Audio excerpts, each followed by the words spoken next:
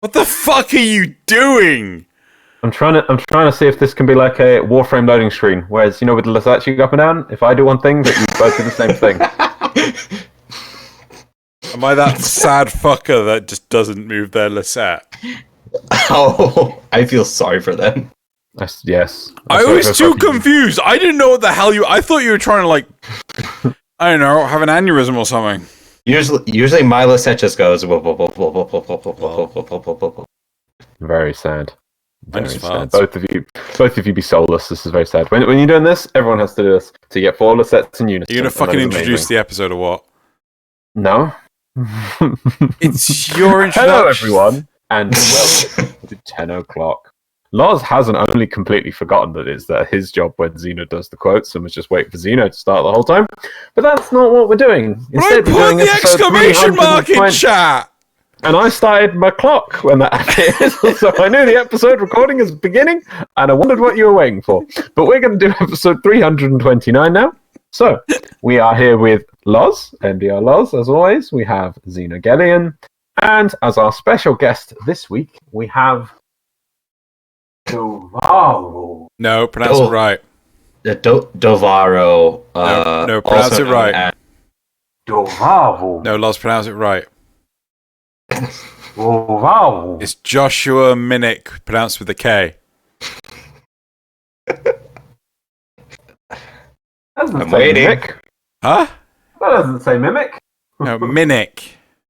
It says Dovahro. Oh, fucking hell. Dovahro is my Warframe alias, but Josh Minnick is my actual name. Josh Mimic. Mimic? He's broken his webcam! No! You broke it, Loz. Push the focus back into place. Look, there we go. Just push the focus. Your mispronunciation of my name broke your camera. Commonly breaks something. I do commonly Moving on. Moving on. We'll move it along at the pace I want. We've only wasted 2 minutes and 28 seconds. It's fine. This is what people are here for. Right, anyway, we will begin every episode as we should bring in properly with the emblems of this week. And as our guest, I'm trying. Dovahro. Dovahro? Yep, that's good. Yeah, Loz can pronounce stuff. Has whatever criteria he wishes as the guest to decide which is the winning emblem of the week. So you can see them on your screens at home now because Xeno has pushed his magical button. And we have 2. One that looks like Ouroboros dragon. Mm-hmm. And Nightmare Fuel. Right, yep. So what criteria would you use to decide the winning emblem of the week? Over to you. Okay, thinking about this from an art perspective, it's very clear that there was effort put into both, and commendations for those people who did that art. But right now, my sister, who is an artist, has been doing paintings and such of dragons and stuff. So since that osmosis has crawled into my brain, I'm really liking that dragon. Like that is one. That's a good dragon. I like that dragon. And the other is just the lotus symbol with. Is that a? I don't know. I don't know what that is. No. What is that in there? I think we need to decide what that is. A dump truck. A kappa? It looks like some watery creature who's holding a guitar in one hand. Oh wait, is that a smiley face? Hold on, I want to get it. I think it's like a turtle, and he's sort of doing this with one hand, and then he has a cello in the other arm. I think. Yeah, the turtle with the cello. Or it's a green dog. I'm not sure. I'm getting it in front of me. Okay, it looks definitely more like a frog. Yeah, but you can see the sort of shell. Yeah. No, I don't know about. Oh yeah, and is that water around it? Yeah. Mm-hmm. What is that? What, fat water? Very fat water. Or is it a green dog with a orange life ring round it? Like a dog with floppy ears. You know what? I don't think anyone's gonna know what the fuck that is. But everyone can tell just by looking at that's a dragon. That is a dragon. They're a dragon. I was kind of wondering why Loz was actually getting really close to his monitor about the dragon. Like, is your monitor like a mile away from you or something? Because Oh, it's all over there. I've got to reach for it. Okay. Right. So, if you want a chance of winning 150 platinum, you can go in the description below and you'll see last week's emblems, which I did successfully update because I'm a good boy. And you can vote on the ones that you like. If you've already voted, doesn't matter. Why not vote for a second time? Because it's going to have no impact, but you'll at least make sure that you'll actually get a chance of winning. So, enter your in-game name for the platform of your choice and choose the emblem you like the most. And you have a chance of winning 150 platinum in a week's time. Right, moving on. Dojo dusting. Yes. Dusting of the dojo as well. We go over all the random things, which are just background noise through the world that is life. Are you not going to say the thing? Are you going to leave it to me to say the thing? I can say the thing. You go. To say. Go for it. The dates for TennoCon got announced today during the Devstream. Yes, yeah. July 11th. And as I predicted in the Arbiters episode, as soon as that episode aired, the announcement that the date would be announced got announced. Yep. In the forums. Yeah. I feel so happy.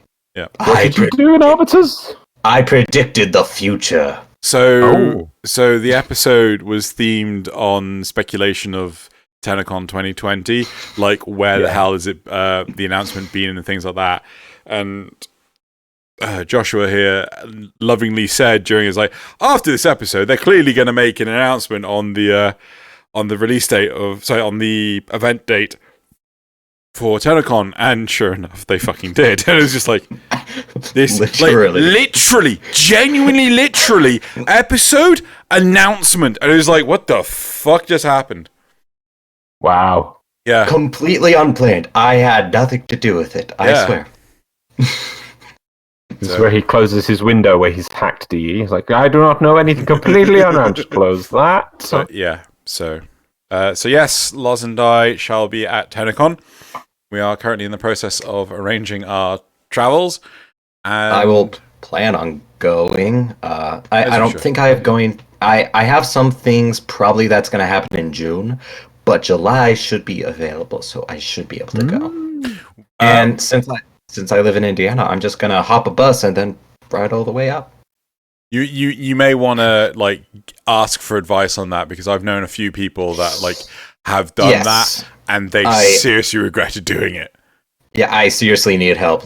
Give me a list of things to do, list of things to think about. How do I get there? What hotels to go to? Yeah. What's the best venue to sleep? Where's the place to put my head on pillow and sleep? You said should you drink the water? Can you pet the dog? Right, moving on. So, okay. I think that's it for Dojo dusting. Moving on to the graphs from last week. That was it. Yes, I know what I'm doing. So, cool. First graph. So, both of you will find the graphs in the top of this conversation. Yep. So, Kuva plus Railjack. How? 39 people responded. Very low numbers. Not happy with this, guys. 12% said just slap them together. 35% said Kuva Lich bosses. Oh, yeah, this was with Lucas. Yeah, Kuva Lich bosses. And then 51% said level 6 plus liches. Wait, which question are we doing? The Kuva Lich plus Railjack. How? Is it not on there? As in the fourth question on the list. I don't know what it uploads as. Okay, that's fine.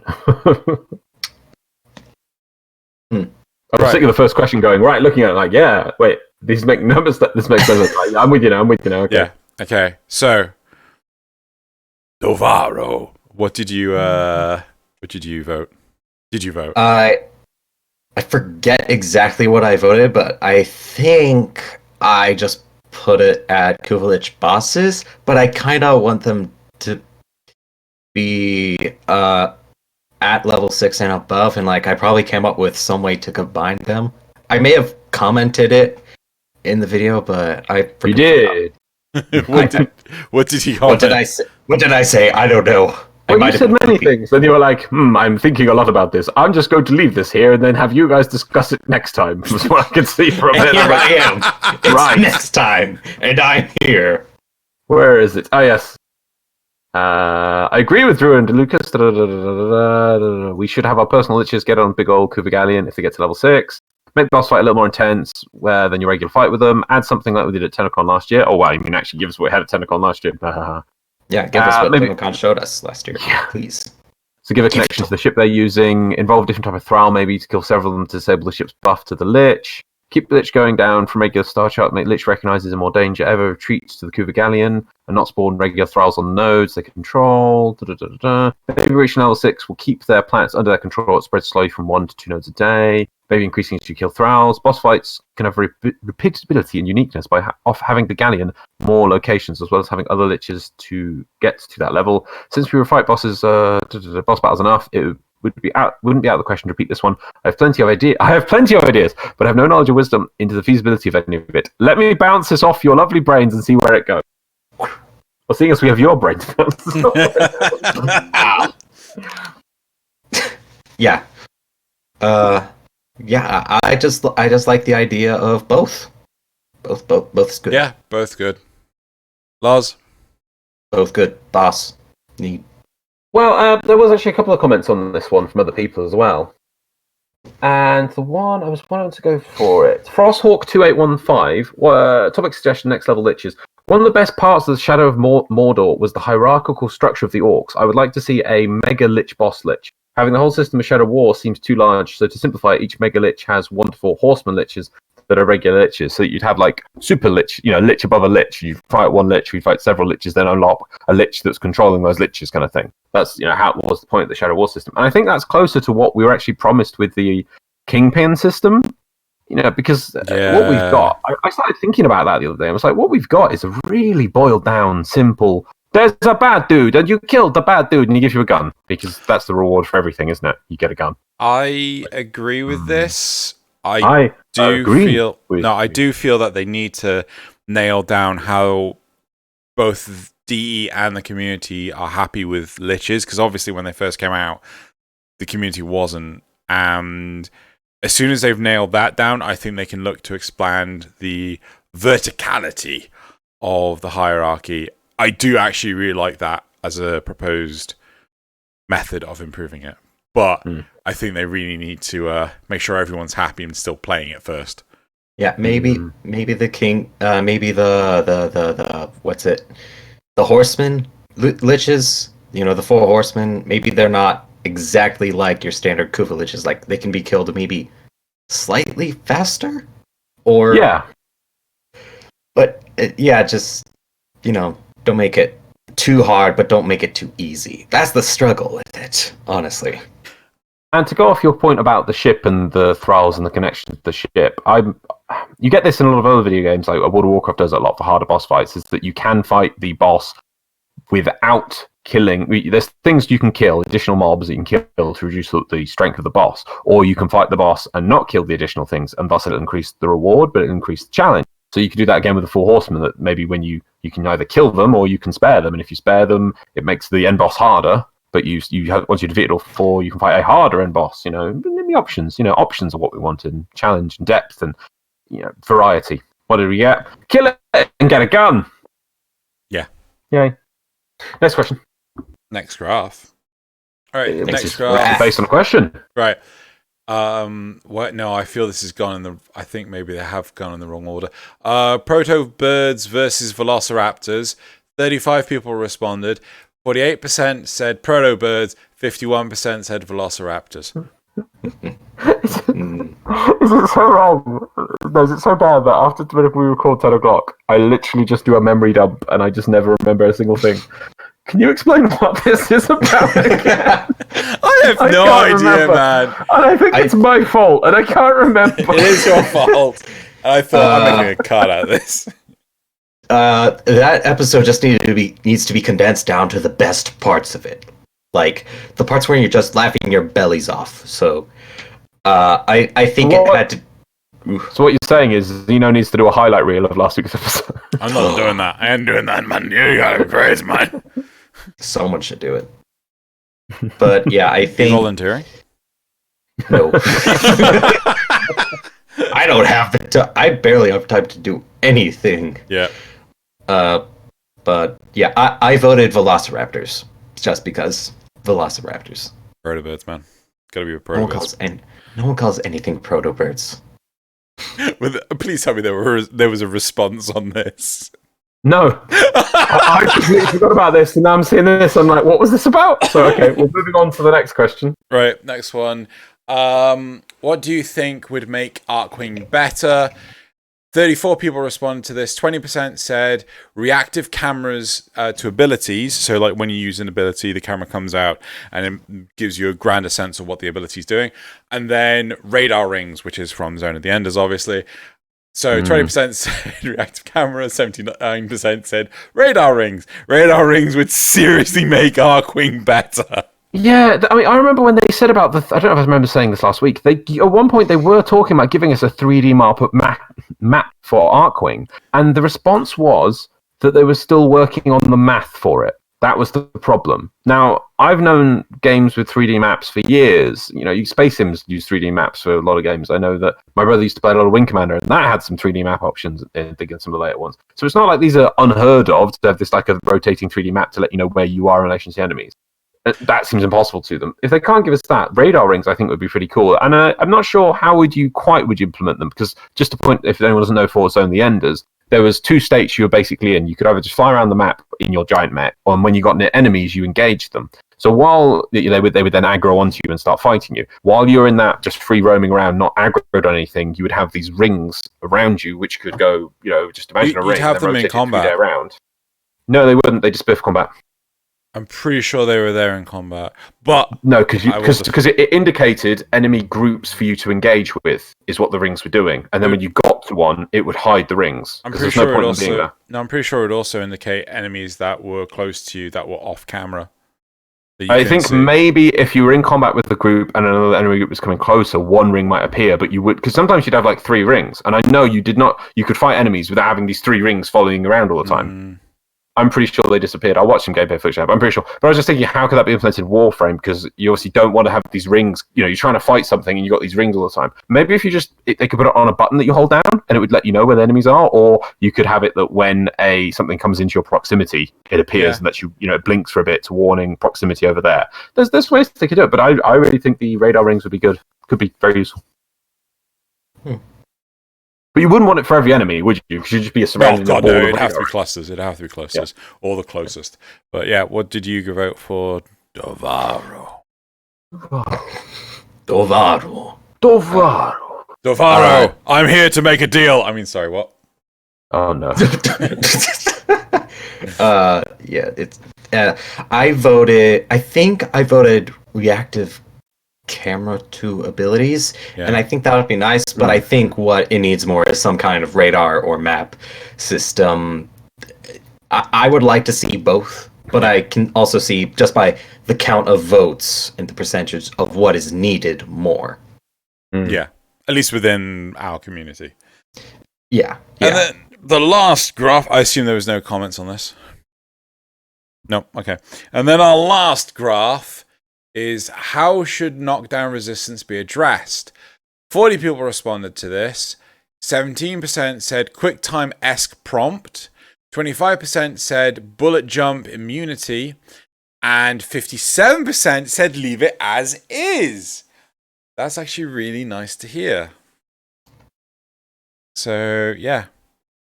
Well, there's one point actually I was going to bring up. I think I've got it in here. Where is it? Test 1049 said topic 1. Can Prime Sure-Footed get fixed? Why the hell is it still not a 100% chance? Currently, it's actually 99.9167% according to the wiki. I don't know how they know that maths, but that's crazy. So just to point out that like Prime Sure-Footed apparently does not give you a 100% chance at knockdown resistance. Okay. Bit of a bug. So just want to point that out, that was, so if people say leave it as it is, I assume that would include that bug, or does it include that bug? But, yeah. Any further comments? Oh, there was actually someone else pointed out something I did not know. You. Oh. What's your opinion on this, Loz? That's what I mean. Mine? I wanted the immunity in the air thing, which wasn't an option on there. I would give bullet jump immunity. What do you mean? Bullet Immunity? jump That is the bullet jump immunity. No, I wanted just permanent immunity when your feet aren't touching the ground. Which apparently is actually a mod. RWP says there is also the Motus mod set, which gives you 100% knockdown resist while in the air. It's crap to need to spend 3 mods to obtain this, but it's there. Also, if there's a knockdown, is that much problem? Forget Atlas. They can just play Rhino. Because Iron Skin. There you go. Yeah. Oh, is Iron Skin knockdown immune? Yeah. While it's up. So yeah, but if I was to pick an option, I want bullet jump immunity. No, actually, no. I forgot the quick time one. I'd like the quick time one, but I would settle for bullet jump immunity. I personally don't think it should be left as it is because I think adding a bit more depth to the game, as in you could time your bullet jumps. Because if you hear the sound of the coming in, you could then time the bullet jump. Maybe if you're trying to do that. But I think the quick time S prompt would be the best because it adds the layer to the game. That's my view. And Dovahro? Yeah, I voted the QuickTime esque prompt since because I think it'd be fun, having like that option appear for you to like snap the cord with your Parazon or just something to kind of cancel it out. Maybe not have it a 100% chance of canceling it out, but like just something that could be feasible to make that less difficult because I do my best to like bullet jump around all the time, but I still get pulled down, and it isn't deadly to me since I'm not constantly in the high levels of the game, and if I am, I'm usually not focused on being pulled down by that. But a QuickTime-esque prompt would be just a good addition to that. Yeah. Okay. Cool. I think I'm leave it as it is. Actually, no. I think I'd give something different. I think I'd probably say like a small immunity where they can't do it immediately afterwards again. Oh, that was one point. Sorry to keep thinking that was mentioned by Yokai1235. They can pull repeatedly. I got stuck one time with 3 ancients pulling as one finished pulling, the other would finish their cooldown. Yeah, no. So I think having maybe a small window of they can't do it again on you would be fine with me. But otherwise, I'm fine to leave it as is, even though sometimes it sucks. Right. Patreon questions, good sir. So there's 2 sets of Patreon questions, Loz. There's ones from last week, which I asked my patrons, would they like it to be delayed to this week, or do they want me to respond? They said delay it to this week. So, yeah. What? Got another emblem. Are you playing right now? Of course I am. Leave it logged in. You got an emblem hunt, man. Got an emblem hunt. On a random tangent for everyone else's benefit, Loz and I have been struggling to find emblems for a while. The sudden appearance of Prime Chamber, though, has gotten many assault high, has actually been massively beneficial for the pair of us to actually find emblems. We have made out like pure bandits. Like a boss. Yep. That was nice. I found a dragon. I should have put that dragon with your dragon, but I think your dragon would have still won. It's not as high. This one's not as high quality as yours. But anyway, Patreon questions. Yes, I read those out. That is my job. I do that. Did I? I didn't read out last week's either, did I? No. So the top long block is last week's. The last question was like weirdly cropped for some reason, so I printed that again. And then last image is this week's questions. Okay. Right, we've got a lot to get through, so we're going to put a bit of a long one on this one, but got to catch up. So, somebody called Joshua Manisha. I love how you say we've got a lot to get through. We better get through this quickly. I'm right here. I commit to these jokes. I know you do. Oh god, and then I read the actual comment. Hidden tip, the CH is pronounced as a K. Right. When the Corpus get the new story about their founder and their new design for their capital ships, should the classic design be thrown in the bin, saved as a Captura scene, which I know it kind of is, and or have it be kept as part of Sanctuary Onslaught? The classic design of Warframe's first ever tile set deserves some preservation to its legacy. Who better to do so but the big booming librarian Cephalon himself, Samaris? Yes, put that on some Twitter thing, Xeno, because that is a good point. I'd love, in fact, why don't you do it? I might actually. Do you know? I'm thinking because it's one tile. Is it one tile? They're definitely one tile, aren't they? What? The Samaris things. Yeah. When you're on. Yeah, right. tile. Yes. Oh man, what about bringing back the? This is just to put my mind. I don't know. How long have you been playing?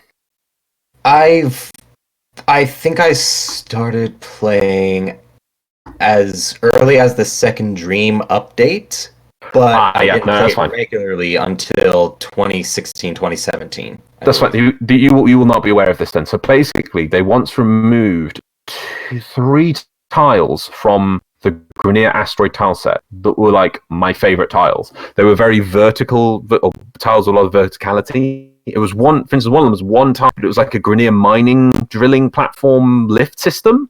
And it was amazing. It started at the bottom where there's mining going on. Then there was a lift that went up the middle to the halfway point of the tile. And then there was gantries of different angles that reached the line to like a landing pad on the top. And this tile had like, sorry for hitting the mic, like 3 or 4 different exit points where it could link to other tiles as it went down this very circular tube. That was amazing. But it was too the reason why all these tiles were removed, it was too complicated for people to understand where to go on the map. You know, where it put the point on the map. I thought it was the AI. No, it was the people weren't understanding them. Wasn't the AI? Okay. Yeah, it was fun. AI doesn't care. Yeah, it was huge. There was another one which was a vertical tile where it's a Grineer Asteroid tile. The Grineer Asteroid tile set, but a kind of built-up area where it was loads of stairs and gantries that would just go up in a sort of squarish room, again with loads of extras and things. And there was sort of like a mini control room at the top. I don't know what was the idea of that tile, but that was the thing. And the third tile, which this one you wouldn't come back in, but it was just like this massive elevator, just a 2-tiered Grineer tile that we just go up this massive elevator. It was hilarious to jump off and go like all the way down it, and then you'd land and be like, no fall damage. It just felt good. But they removed the 2 elevators. Yeah, the 2 dual elevators that would go up. Yeah, but do you know what? Like you're saying with the old Corpus maps. Especially if it was an Elite Sanctuary Onslaught, I think that's amazing. They should bring that back, and they should bring back those other tile sets, because you don't even have to worry about getting out of them. It's just about killing things. There you go. Maybe that could work. Maybe people would complain saying, "Oh, these tiles aren't efficient for spawning mobs on," or something stupid. I don't know. They'll spawn. But I like your idea. It's true. I like your idea. But anyway, yes, I think I'll even try and make a point of that. We have to remember. Right, next question. Preserve the one you're throwing away. Bring the others back. Preserve. No, I'm all for preserving things, because we lose these things and they're gone, and we have no way of getting them. They're just gone. It's sad when experiences are lost like that. Next question, though, from the same individual. So there will be a melee mower soon, but are we ever going to get the operator melee ever again, like when they did grand finishers? No. Are we not? No, that was the question. I just don't think we're going to get them back. They did say we were going to our operators were going to be like more warrior focused and get melee weapons and shields and things, didn't they? Yeah, but I think too many people complained about how we're deviating away from the Warframes. But I want my operator to punch things. Come on. Do you want 1-punch operator? Yes, 1 punch. Just get my operator 1 punch. Okay. Next question. Nick Evans, when Melee 3.0 came out, the changes to the damage and scaling and how mods stack up meant that now it's actually possible to use status weapons and leave out pressure point, or primed variant, in favor of condition overload for affecting damage. In many people's opinions, this has made modding a little easier on Melee because they made what was a mandatory mod more optional. Should DE consider making a similar change to primary and secondary weapons in order to have the effect of making raw damage mods something that's able to be traded off against other more conditional boosts? In comparison, I think, to more conditional boosts. I like the idea, but I kind of like that it's a Melee unique thing. I feel Melee, that's okay, but Is that you, Loz? They found me. Clearly. They heard you mispronouncing my name. It is against the law to mispronounce the name of the clan of Minnick. Lol. I'm going to add my tip pronounce. Okay. Add that to my pronunciation section. Where is it? There we are. The CH is a K. You fool. It's like a look. Lovely. This. I think I got away with it. My decoy worked. Right, moving on. Yes. So, what do you guys think? I can't even remember. I'm happy for it to be done. It's, to be honest, I don't really have a great big opinion on it. So I don't have condition overload as far as I know. I don't know. I just primarily use pressure point and whatever else I personally use. I don't do builds. But I play game good. yeah, I play game good. I don't. I copy build good. Yeah, copy build good. I like slash grid, just slash great. Radiation best build. Vulcan slash with the Best blink. weapon. Best weapon. Like a radioactive weapon. Put plate on. It's good. First it cuts, then it radiates. It's all good. What not to like, eh? Should we You buy it, yeah? Should we move forward? This is move forward. But making it, Of course, I do think making that for primary and secondary is just, I don't know. I like that it's for melee. It gives a unique option to melee. I think using that at ranged, I worry that there would be it would create some special niche build that then wouldn't be a trade-off against things like Serration. I think they would just be better. I just think it's too risky, I think, with primary and secondary. What do you think? It'll probably happen eventually anyway. Sad but true. Right, moving on. Nick Evans. You are now at Halaste's anime Warframe universe, as Oberon and Excalibur Prime have not been... Huh? You are now at Halaste's anime Warframe universe, as Oberon and Excalibur Prime have not been revealed yet in the universe. Which of the current roster of anime Warframes will you play? Please note, currently revealed roster is pinned to the top of at Halaste's profile on Twitter. Okay, so What? Thursday. Who asked this question? This was Nick Evans. Nick, could you not link us the person? Oh my.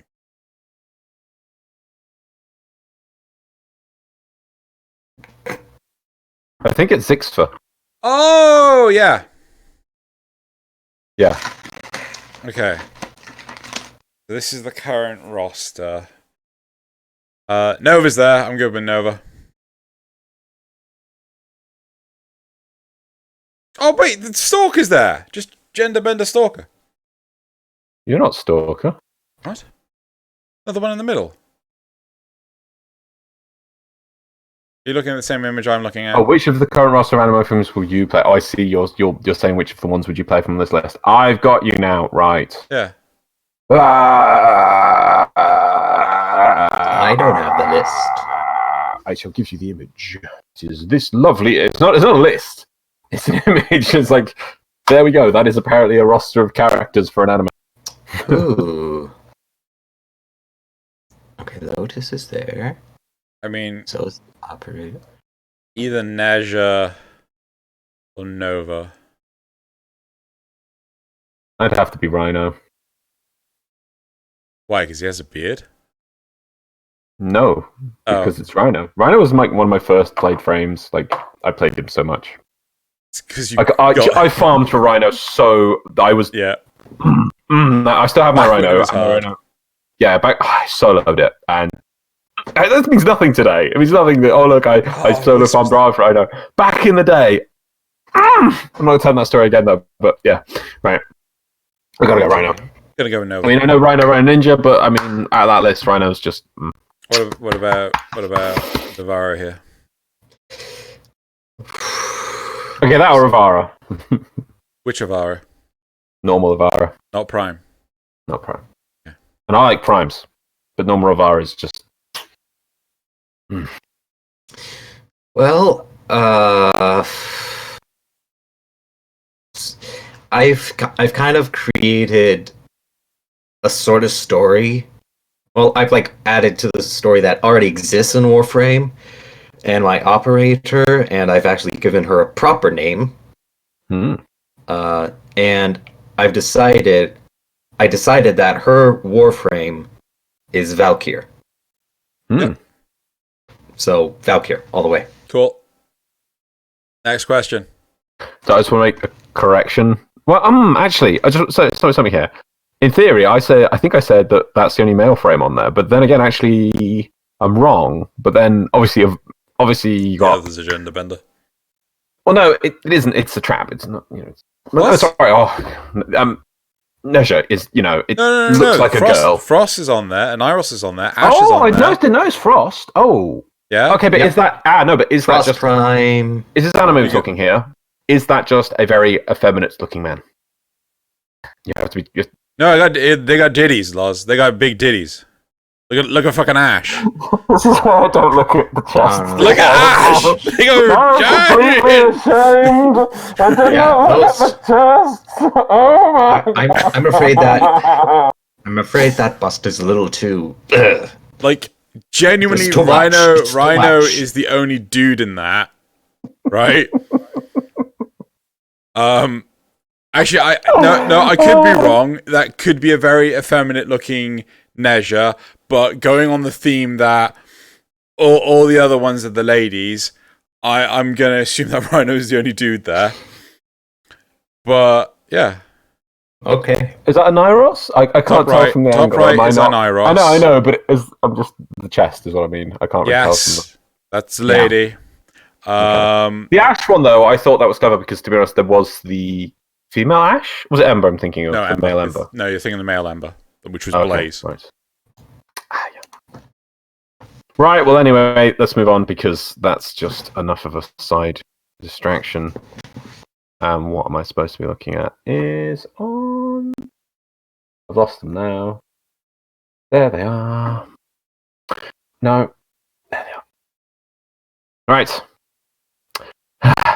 Ozdak says, the Perrin Sequence and the Steel Meridian are syndicates that left their factions to do their own thing.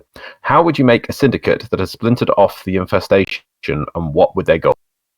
It'd have to be more sentient, and it would probably be... I don't know, I'd probably make it that it's a variation of one, so they don't have a hive mind, but they recognize that they are copies of the same one, so they sort of like self-clone. Does that make sense? Like Legion for Mass Effect. I don't know what that is. Well, I'm not going to play it. You can whinge about it as much as you want. So does most of my audience. I'm not going to play it. Have you played Nier Automata yet? If you want, I could whinge about how you've not played Nier Automata yet. I have played Nier Automata. Have you finished it? Done it. Have you finished it? The save point? No. My God! Right. Okay, so I have played Mass Effect. I have gotten to X point in it. I did not enjoy it. I stopped playing it. You can't even name what X point is or why or where you got to it. There was a planet. It was grey. It looked like a slums. Ugh. Yeah, it was towards the beginning of the game. Everyone looked like they were living out of storage containers. I shouldn't have said Mass Effect.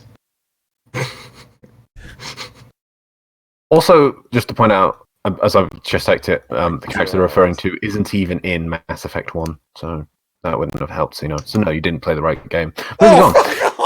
Okay. Oh no, I actually came up with a better idea for this. What I would do is I would have a mutated infestation, so they'd be a different strain, and they would their mutation would be that they refuse to infest things that don't voluntarily want to be infested. Ooh. Yes. So you could, and they don't quite completely infest. So they could actually have characters that could talk because they're sort of a deviant or deviation that the normal infestation will hate because it sees it as a redundant offshoot that needs to be destroyed because it's too, they can't let them to exist.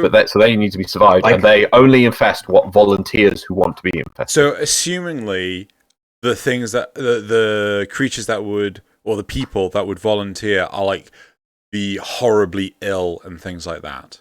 Yes. Yeah. Would they still retain self? I'm not sure if maybe or maybe not, because I've just realised it's a very equal version to you've got in the Stargate. You've got your Tok'ra, haven't you? Yeah. I was thinking. So I'm thinking maybe they don't. So I think maybe they don't because you'd lose that, but you'd kind of be willing to give yourself to the infestation. But then maybe these infestations would talk kind of a joined thing rather than two separate individuals. Maybe the infested could, it fully takes over, but the infested then looks after the family or whomever. Yes, no, I was thinking like the way this, just in my mind, the way this happened is there was maybe a colony and then it was about to be infested, but you got the mutations happened in a few of them, maybe because of a spill or something happened that mutated a few of them, and then those few defended the colony from the rest of it, and so there was like a mutual relationship between this colony and the infestation, but then obviously they then expand it so other people come to them and volunteer. Yeah. But they'd obviously be a faction you want to defend because they're a possible way the infestation can survive in symbiosis with the rest of the solar system instead of just like being this antagonistic force. So obviously, but that you have to defend them from the infestation. So it's kind of, it works. Cool. Yep. You like that? Bar, what's you got a take on this? I mean, that's kind of that idea of, like in Stargate, having the Tok'ra be the good guy version of the Goa'uld, who just want to take over everything and, rule the galaxy. The infestation version of that, it could be, it could be them just trying to seek out the benefits of the whole system and not have their kind be all that is left in the universe. So, thinking about the design of it, like, maybe it could be mostly human, but definitely it appears as if they are infested. Yeah. Like, somehow a combination of, like, what the Myconians could have been, with Niwa, and then partially of what we saw in the Emissary, where Arlo would be a malevolent version of that strain. But then, what if there was another who didn't have those intentions? See, I like the idea that whatever gets infested would be like the Zealots, so it's full body infested. There's no hiding it, sort of thing. Because like Arlo was, God, how would I describe this? Yeah, it was Jack in the Box. Yes. You didn't know that he was infested, like he was a bad dude until it was too late.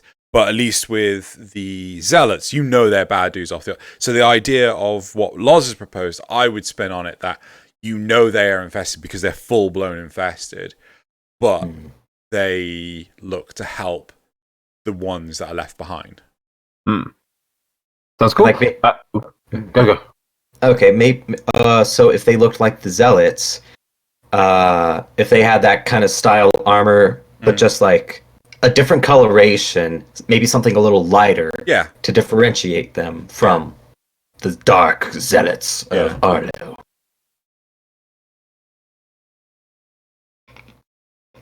That could work. Yeah. Moving forward. Yeah.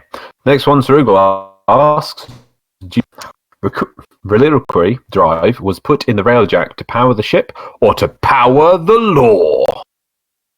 I think it's more of a tease the lore, but yes. It teases the lore. Both? No, it doesn't power the lore at all. It powers the hype. It is the hype drive. Yes, a finger. Just resting in a little glass tube. I genuinely want to know how many fingers whatever creature was that, we got the finger from. It's like, oh yeah, I've got like 1 billion more, go ahead. Mm-hmm. Zerugos asks, would you play Getting Over It and use that for background footage in an episode of 10 o'clock? No. Fuck no. Zrugel, I like you, I enjoy... No, that is such a sadist thing to ask. Sadistic. No! Getting over it is hell. Yeah. That is like the 5th circle of hell. I know there's people who can speedrun it in like a handful of minutes, and I just like watch them. I'm like, how are you doing this? And then I play it, and it takes me forever, like a whole day to get up halfway or something. I just like the only other time I get that angry is when I'm talking about the movie Sunshine. Right. Next one. That's not wrong. I had a sudden brainwave that might be a lore speculation. Who's asking do you think this? that? Well, who do you think? Okay. Do you think there is a connection between the Saturn VI fugitives and the Kuva larvalings? Since the male models for them are identical, save for the Molotovs. Say what if the purpose of the prison was a sort of incubation ground for the larvalings, and that is why Wolfie Boy got so peeved at his brothers being sold to the Corpus, and why he was on such good behavior. He wanted to become a Kuva Lich. Do you like this idea, or think Dee even thought about it, and that they should make it canon if the wolf ever returns? Well, in all honesty, I think the reason why the models look the same is they're just reusing assets. They're just recycled assets. Yeah. My key point to my Exhibit A for this is the Osprey model, which is performing, I think, at this point, like 50 billion. I don't even, about like 20 different duties for different models and things in Archwing, in normal missions, in bosses, and all this. Well, but they all have different colors. They must be different. But the fugitives and the larvalings, exactly the same. I don't know. But who wouldn't want to see a Kuva Lich souped up, sentient wolf of Saturn VI? Yeah. That would be utterly ridiculous, but I would love it. Only if you can make him a mutalist version as well. Dang, I need to figure out how to do that. Kuva mutalist sentient wolf of Saturn VI. Prime. There it is. Right, on to the second batch now, quickly. Nick Evans asks, if you include one new feature of choice when the new war or Dovahro drops, what would it be? This is the kind of thing that I'm like, if I sat time to think of it, I'd come up with a good answer, but off the top of my head, I would just say, like, just improve Archwing for me. Just make Archwing viable, make it good in air, in environments, and in space. Just give me Archwing there. Just make it work. Make it work, please. I don't know, I'd probably say, like, maybe more dynamic continuation of missions, so you could go from doing a defense to a survival or something like that. Or expand the other thing I would ask for is just put more missions on the bloody Valis. Just I'm sick of the fact that it basically loops you into 1/3 of the map. Yeah. You're never being forced to do a mission right at the edge of the map. It always just, even if you try and like push off in an angle, it just brings you back to the same 4 areas. It's just like, you've got this whole beautiful map with all these different areas and different places I could be doing things. No, you do it in these 4 locations. Yeah. And you bounce between them. And it's like, I'm sick of looking at the same places continuously. Yep. Rant over. Moving on. Nick Evans also asks, many people have rumoured that the new damage system in Railjack is a model of how DE wants to rework the overall damage system. If so, what do you think of that concept? A good move, bad move, or does it need a lot more refinement? Are we talking about the weird RNG elements to... New damage system. The damage system. Well, what is the new damage system? Point gun, shoot bullet? Yeah, I honestly think I don't see... maybe there's some underlying part of the system that they mean to implement, but I can't think overall, because overall, the normal damage system, or damage 2.0, is still a lot more complicated, in my opinion, than the Railjack's one, unless I don't know. But do you know? There are like different. There are different types for like fire, electricity, all that, but they go by different names on Railjack. Like chemical and stuff like that.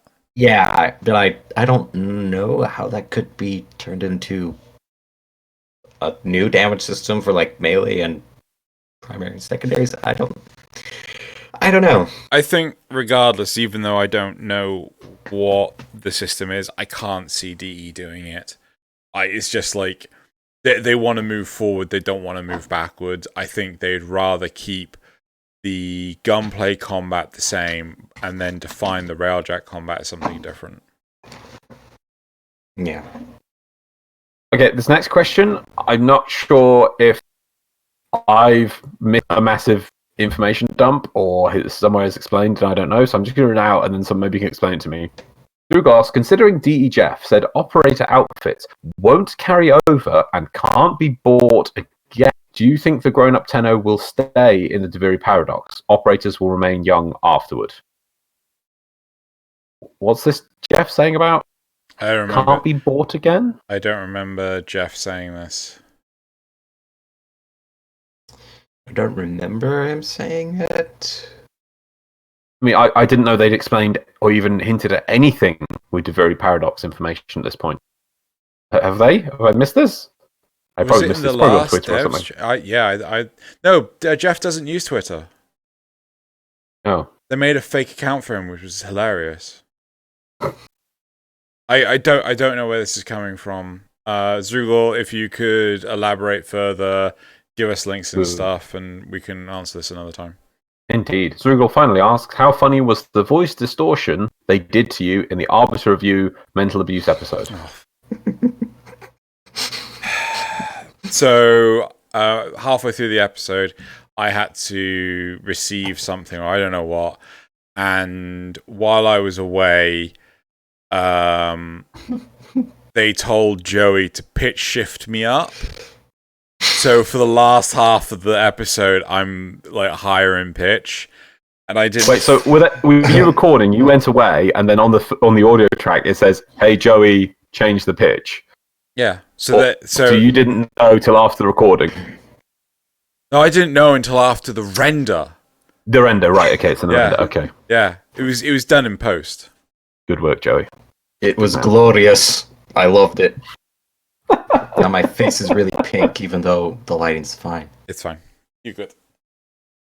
Right. Okay, that's it for Patreon questions. Yep. Moving on to community responses. I think I've done most of them because I got them done when they popped up in topics. Let me just check one. First of all, Asklaw says the actual title of last week's episode should have been Xeno Senpai Notices. Cyniclic No Lock says, Loz said, can't have that, it scares me, which is the current state of American politics, apparently. The more worrying thing is, I can't remember what I said for, can't have that, it scares me. I don't think you said that. Apparently I did. Okay. Right, then there's just two more I want to bring up. First is from Anarchy Gaming. We have a mod for this argument all day, but people didn't realize that the grappling itself is an anti-fun possible to counter. They do have a sound before launching it, but the time between the sound and you getting hooked to them is minimal. It's minimal, I think it's supposed to be. So that 1, switch to melee, 2, look towards the grapple is borderline impossible. Maybe don't remove the grapple, but maybe don't automatically down us towards them. Let the hook attach to us. If we don't melee, to say cut the hook, we then get pulled. So we still have the hook mechanic, but it's actually counterable. I think you could do that, but then they'd send out too much rope, and that they'd take a few seconds for their tractor to spool up. It's the quick time-esque event. Yeah. Right, and the last one is just from Hooza Shintai. Having now killed a few Kuva Liches, I now fully appreciate why it's one of the least popular additions. The Kuva Lich system takes a number of pieces of our other systems and mashes them together, the problem being that the parts they selected are some of the most frustrating and RNG-focused aspects of the other systems. For Kuva Liches, you can easily end up in a situation where you do not have the means to kill the Lich, as the items required are locked behind multiple layers of RNG, topped off by what feels like grinding for a Syndicate as you hunt murmurs. That coupled with the additional grind for actual leveling all the Kuva weapons, it feels like the content is dragged out to give people something to do rather than something to actually enjoy. Now, my point on this is, as I was jokingly saying earlier, I think the reward of the whole Kuva Lich system was where it fell down. I think it would have been fine to do all these things if the reward at the end felt meaningful. Guns do feel meaningful in some ways, but in a lot of ways, it's just demotivating. You just have to get these weapons to level them for mastery. Some of them are good, but they, a lot of effort to get the best one. I know they've reduced that, but all you're doing is grinding them for guns. It should have been something else. It should have been. I'm not sure what. I can't think of the reward, but I think that's the actual problem with this system. People don't mind grind if the reward at the end of the tunnel looks promising. I'm going to push back on the whole layers of RNG, because if this is a problem in, the Kuva Liches, then it is significantly worse in the Void Relics. I've not heard people bitch and whine. What? You mean the Void Relics, the ones you require to kill murmurs? That's what you would kill the Lich and use. So, in order to get the Requiem mods, you have to get the relic you want, and then after the relic you get, you want to get the mod you want, right? That is the multiple layers of RNG they're complaining about. Yes, but it is better in this than its other form, which is the Void Relics, right? Because the Void Relics give you the thing to do the Lich. What? Oh, do you mean the normal relics? I'm talking about the normal relics, not the Requiem. Oh, the normal relics. Yeah, the normal Void Relics. Oh, you mean normal relics? Yeah. Yeah. Oh, sorry. The thing you call me Void Relics confuses me. I would just call those relics. Right. Okay. So getting the prime parts is a lot harder to do because there is a much larger pool. Right. You can't get relics as readily from just playing the regular mode. So, like, if you can get a relic from playing like a Fisher mission, right? But you don't just happen, I've killed a thrall, now I've gotten a relic, right? It's easier, right? I have a pool of Requiem mods. I don't have them all, but I have yet to go Requiem mod farming again, right? To me, I've done it once and that's it, right? I don't even have some of the Requiem mods at this point, but I still have yet to go farm them again, right? Additionally, if you don't have to farm for those mods, it's so much faster to get a Kuva Lich kill. So much faster. So, like, I really don't know why people are bitching, because there are systems in the game that are worse, and they're not complaining about those. That's what I feel. And people are welcome to disagree. Josh? Do you have any follow-up? You can more than welcome to disagree with me if you wish. Kuva Lich have RNG bad. Regular relics have RNG good. I have little qualms with the Kuva Lich system. I am okay with the rewards, and I can see why some people would want them to be better. Cat! Yeah, it's my cat. It's fine. He's fine. He makes noises all the time. Yay! So Kuva Liches are worthwhile in my opinion, and if you do make mistakes along the way, if it takes longer and harder for you to kill your Lich, then it may feel underwhelming when you get the reward. But you did get through that content, and you did get something. I think the only, one of the biggest booms for the Kuva Lich system now is the fact that you can see exactly what Kuva Lich weapon you're going to get when you kill a Larveling. Right. Which, in my personal opinion, is a huge advantage.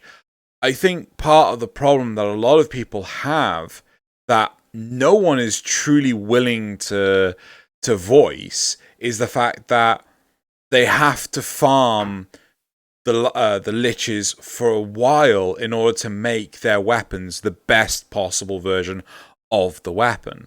Like no one's willing to outwardly say that.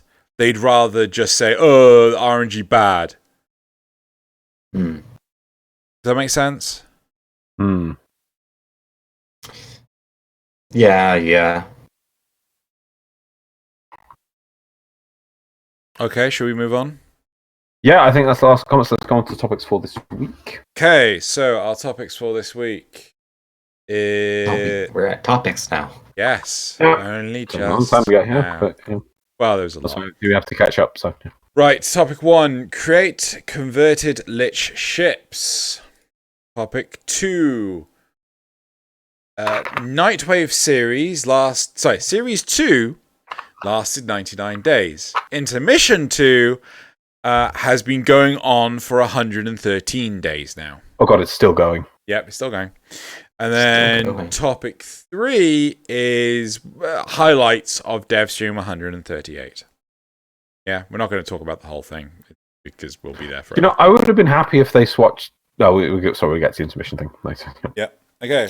Or do you want to do that one first? No. We'll go to the topic. Create converted Lich ships. Allow us to build ships for our converted Liches so they can assist us on Railjack. We would need good AI first, and I know we will get a Kuva Lich crew someday. Interesting. How do people feel about this? Well, they mean a ship. They mean the galleon? No, I would have thought. A cruise ship? I would have thought they meant more like a fighter or a cruise ship. Kitty. I'd be okay with that. Okay. Sounds like a good concept. I hope DE would do it, and I certainly hope that you get to have your Kuva Lich permanently as a member of your Railjack crew, or at least you know that there's a guarantee. You are guaranteed your Lich to be there when you go on a mission for like a limited duration of time. Should you be able to summon your Lich? Ooh. Because right now a Lich. You mean like calling in fire support sort of Yeah. thing? Or? Because right now a Lich will just appear when it wants. As far as I understand it. That sounds a lot better, actually. Like, to me, my Lich. But yeah, building a Kuva Lich cruise ship could. The other thing I'm thinking is there's not a lot of space in the dry dock, though. You could actually put the Lich in a pod and then fire it out using the Railjack. I don't think we should build ships for them. What I think we should do is we should be able to go on missions to capture ships, and then so we go to the Kuva Lich page and we can upgrade Lich, and it says how would you like to upgrade the Lich. One is like acquire ship, so you go do a mission where you go and steal a ship for your Kuva Lich to use. Would they have them for longer than just the ship's duration? Sorry, the mission's duration, or would you have to, just get them a new ship each time? Is he frozen? Yeah. Yeah. Hi. We see you. Loz?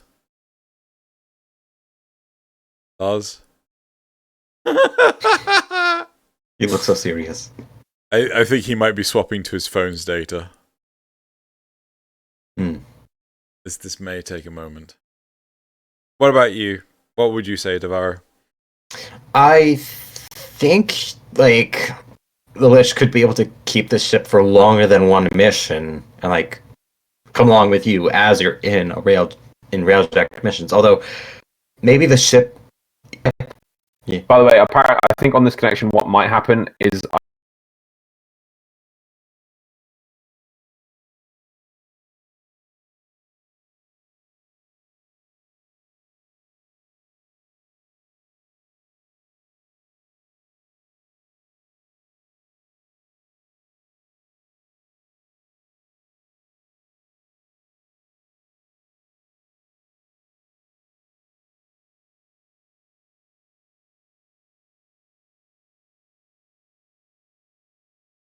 might go really speed for a second. I'll be finding it. I mean, so I think you should get the ship. Did do Loz some just boxing. break up a lot then? Yeah, kinda. Okay. Loz know how internet. Wait, am I connected to the right one? Hang on, let's just test this. Right, so you get a ship and you have to repair it rather than get them a new ship each time. Yeah. We're back? Yeah, that sounds fine. Cool. Yeah. Cool. Right. Replies. Let's get to the replies. Replies. If Loz can find it. I think my cat wants out of my room. Oh wait, I read the replies. Yeah. Oh my god. You do every episode, Loz. He forgets the You forget intro. He forgets the replies. He forgets my name. Yeah, Loz. Minnick with a K. Hang on, I'm gonna let my cat out. Give me a sec. Ah. In fact, I'm going to try.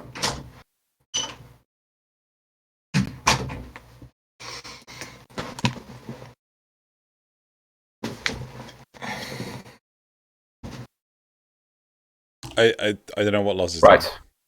So first one. Yeah. Especially with Corpus Liches coming, we can build our own fleet.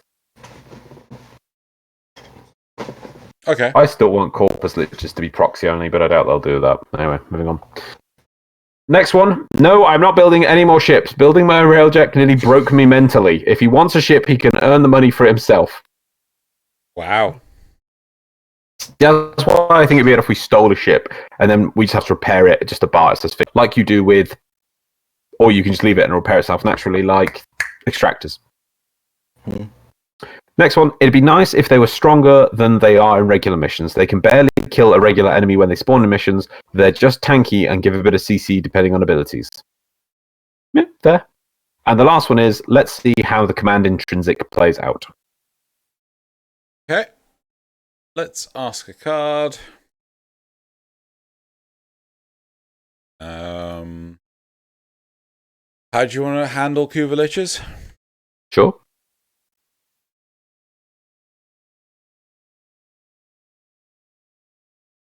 Cool. Gosh. And then hit that button. Okay, cool. So shall we move on to the next topic? Yeah. Cool. Scroll up. Paste that there. Right. So topic 2. Hit that button. Right. Nightwave Series 2 lasted for 99 days. Intermission 2 has been going on for 113 days now. As of today's patch increasing the prestige ranks to 90, they capped at 60.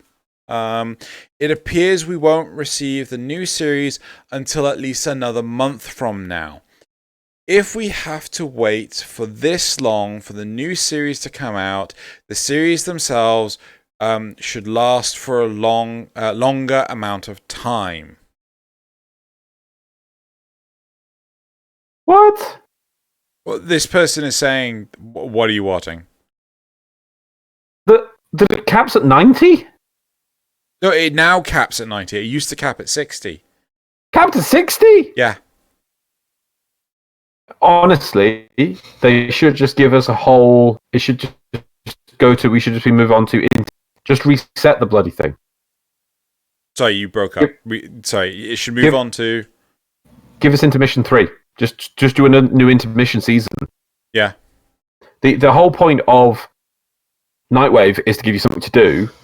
Just reset the system, and it can just be another intermission. Just go from intermission to intermission. It doesn't have to go intermission main one. Just do a reset. Just give us a new sequence of thing that people go, yeah, now I can get another Nightwave. Kuva former, or is it Aura former? Umbra former. Umbra former. Yeah, let people get that kind of stuff. That will give people who are doing it a reason to come back. If it's just do more ranks, this is ridiculous. Nightwave was supposed to be a way for them to do content that goes in between, tell a bit of story and things. And obviously, whatever they're doing on their massive designs, their big action things, clearly they can't do that. It's the same for operations. They couldn't fit operations in and do the big things. I know they're doing an operation soon, but it's taken years for that to come out, I think. I don't know how long it's been since our last operation. Years. What was our last operation? I think it's the... No, it's been a year. It was the introduction to freaking Jupiter rework, because they gave those statues that will not fit in the damn statue room. Yeah, no, it was. What did we have to do for that one? You had to effectively kill the Ropodopolist. You got the Hexanon resource, and then for a limited time, you could build the statues. That's not an operation. It was called an operation. Pretty sure it was. That's fail. Did it have a ranking? Huh? I don't know if it had a ranking, but they gave emblems out. Hostile mergers. That was it. That was what it was called. Yeah, and that's more an event than the fail event of building a stupid relay for all of like half an hour and then you're done. Girders! Girders! Lost girders! Didn't they take your girders away? I don't know. I don't think I even gave enough to contribute enough. Loz I is... don't remember this operation at all. I don't know, maybe I didn't do it. I don't know. If you go into our dojo, go to the trophy room, second floor, I can tell. On the left. What, are you going to see if you actually contributed anything? Yeah. Okay. I have a score. So yeah, you did it. Yeah, I did it to get the Galaxian Vandal. I honestly don't remember this thing. It was such a non-event to me. Oh well. What was the one before that then? That was the fail relay event, wasn't it? Buried Debts.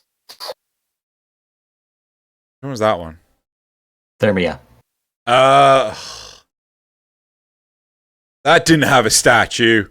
That wasn't an event. Yeah. It had a Hildren. Huh?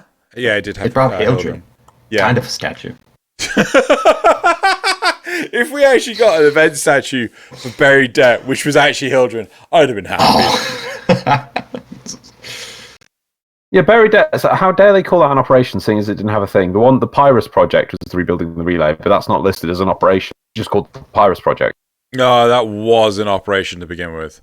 They've changed. I swear someone's changed that, because I remember that being labelled an event. It wasn't an operation. It was a butchering. It was a lie. Right. Right. Yep. Okay. So, in all honesty, you're proposing let's do a third intermission. I'd be happy with the Wolf of Saturn 6 coming back. Just redo that one.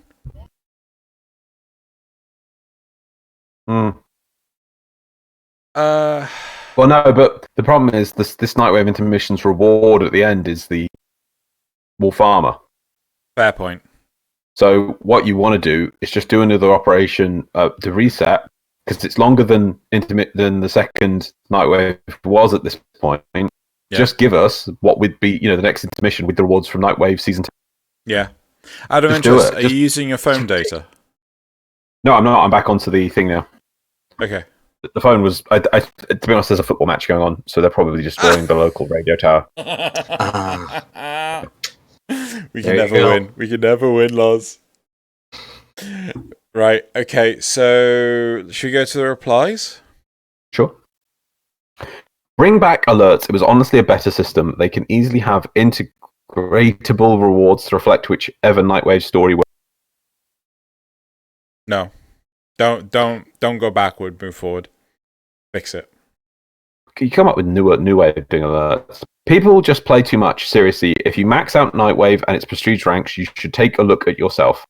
Fuck off. I'm sorry, people should be allowed to do what they want. As long as they're not hurting other people. Yeah, fair point.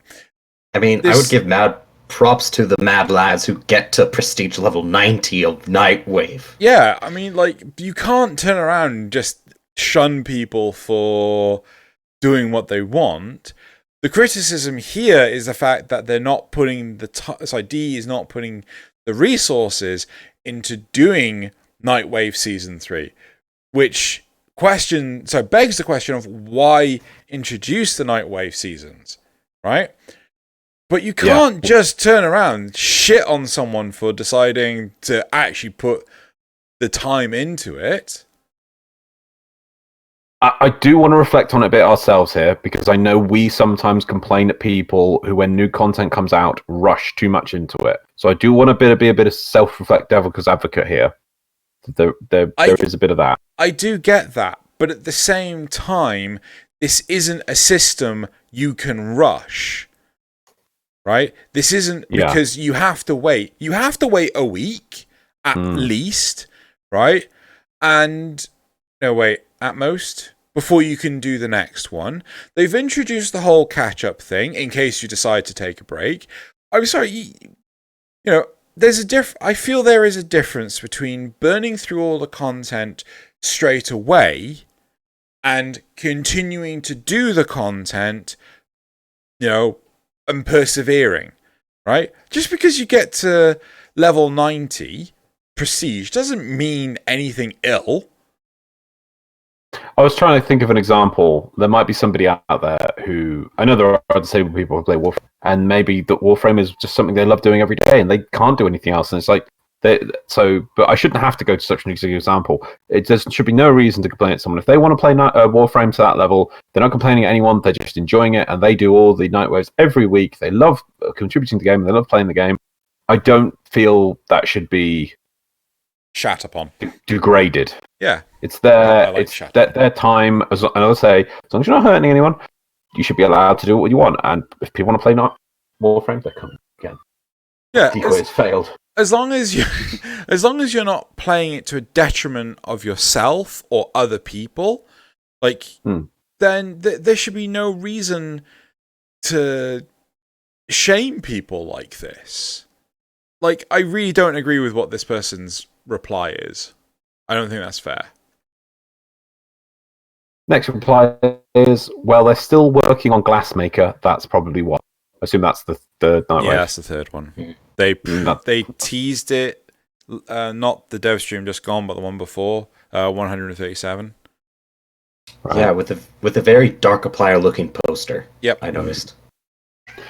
I'm getting so many Nightwave credits without even trying. At least I get to stock up on Oricon Catalyst and Reactor Blueprint. Yeah, that's a fair point. Yeah. Properly, the company would have prepared multiple episodes in advance and released them one after another, using that time to create new episodes for the framework. Hang on. No. However, DE is chasing the rabbit. They want to have constant updates out, even though they can manage nothing of the sort, leading to rushed half-baked releases with no strategy for the upkeep or expansion. Their planning ends at Doost. I want to get behind this a little bit. If you're going to bring out... Basically, Nightwave is DE's answer to the Battle Pass other games use. And not to throw shade on it... to throw shade on Warframe.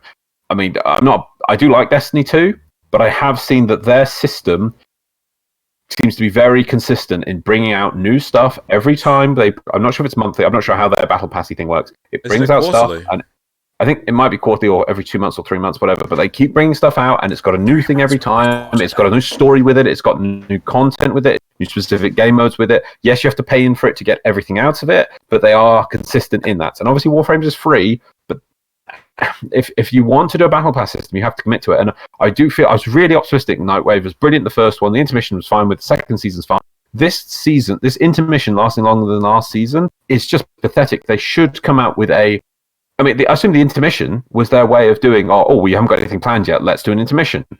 Right, but that's a stopgap. And the stopgap is now longer than the content that it's meant to be stopgapping for. Either just repeat the stopgap, just put in a new thing, so at least it feels like, okay, we're moving on to the new intermission seasons. So there's 2 intermission seasons. I'd just say a bit of apology. This one's taking us longer to work on. There we go. Fair enough. And we're going to be better in the future. But in reality, this is just silly. Maybe they should plan multiple Nightwaves in advance. Just get that content done and shelve it. Get it done, shelve it. Get it done, shelve it, and have multiple ones lined up so that we have a more consistent content coming out continuously, because that makes the game feel a lot healthier. It's really sad that this is 113 days now, and it's not ending anytime soon, and that the last Nightwave series was 99 days. It makes me feel that maybe they should just ran the last Nightwave for longer. Really could have done that. Well, I don't think I got all the bits for the weapon. That is what the original poster is saying. Like, if you're gonna have them last this, if you're gonna have the intermission last this long, you should have the thing. Right, I can get behind that. At the same time, I can also see from Dee's point of view that they are only ever working on the current thing. They are never sitting on something. They feel that they can't waste the resources. If they're doing something that is going to sit on the shelf for 6 months, they should be doing something that is going to go out now. And though I can get behind that, that is very much a... Oh, God. How do I say this? Build the bridge while the train is on it mentality. No, it really isn't, because what they could do is be clever about it, and not every Nightwave needs to be of the high-quality Nightwaves. We can have the main Nightwave. No, what I'm saying is the fact that they're only ever working on what is now, what they're planning on releasing. That is fine. Yeah, fine.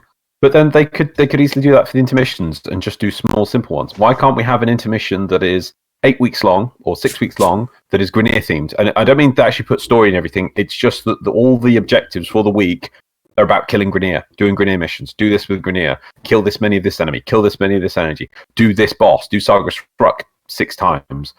Just give us, and then after a few weeks we get a Corpus themed intermission, then the infested one, then a sentient one if we want. Just shake it up a bit instead of just the intermissions, which are just generic things. And it wouldn't be much. It would just, it wouldn't be much to make a themed intermission small window. They just don't, though. They have literally just sat on, intermission is a stopgap. Dovahro, your point of view. I do feel like this Nightwave's gone on a little long. I've only, gone past the ranks of getting the armor set, and that's it. So that we don't feel exhausted doing the same.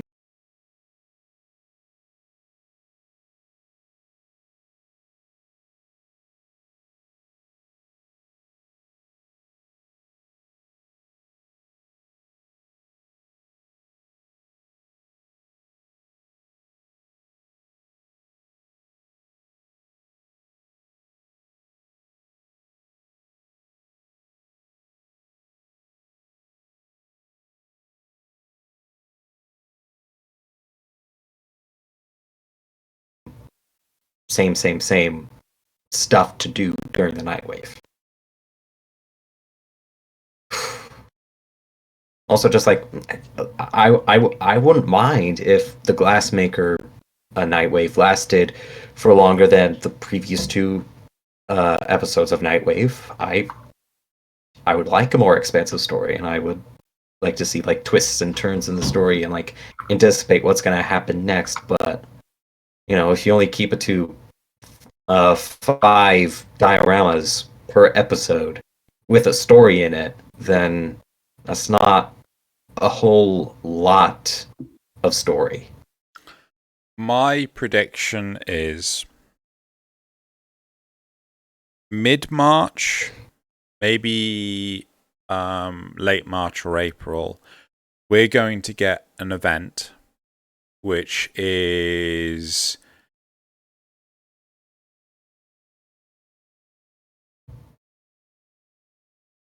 I'm trying to work out how they would do this. Would they? I don't think they would. With what they showed off in the Devstream today, I do not think they would do Glassmaker first. I think they're waiting for the new tile set to come out before they release Glassmaker. which means realistically we're not going to see the second event, the resurrection of the Corpus founder, until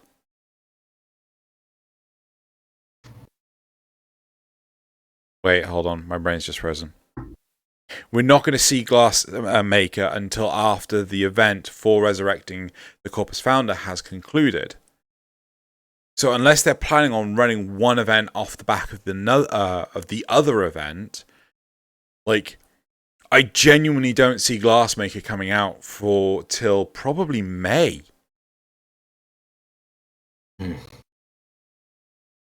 Loz? Yep, I'll be you. Did they actually say the order of the events? I'm pretty sure they said that the Red Spear one was going to happen first. I don't know. My connection kept going because I went to the football stadium, so I don't know. Dovahro? From like the display of the two events on the Devstream, it was like, okay, the Crimson Spear event, the thing that's going to kick off the new war, coming first, because that's what they've been working on. Yeah. And maybe they release the Glassmaker sometime afterward, but I don't know if it would be at the same time as the Corpus Resurrection event or not. I don't think they would do them at the same time, because my concern would be that everyone has enough capacity to do both things. So I can't imagine them doing them at the same time, because, you know, there's limited capacity for... there's limited opportunity to do both things, so I wouldn't want to run them at the same time. And... yeah, I don't know. Like, I would have thought Glassmaker had something to do with the new tile set. Or maybe it's supposed to be a prelude to the new tile set. But then that would indicate that the tile set probably won't be coming until June, July.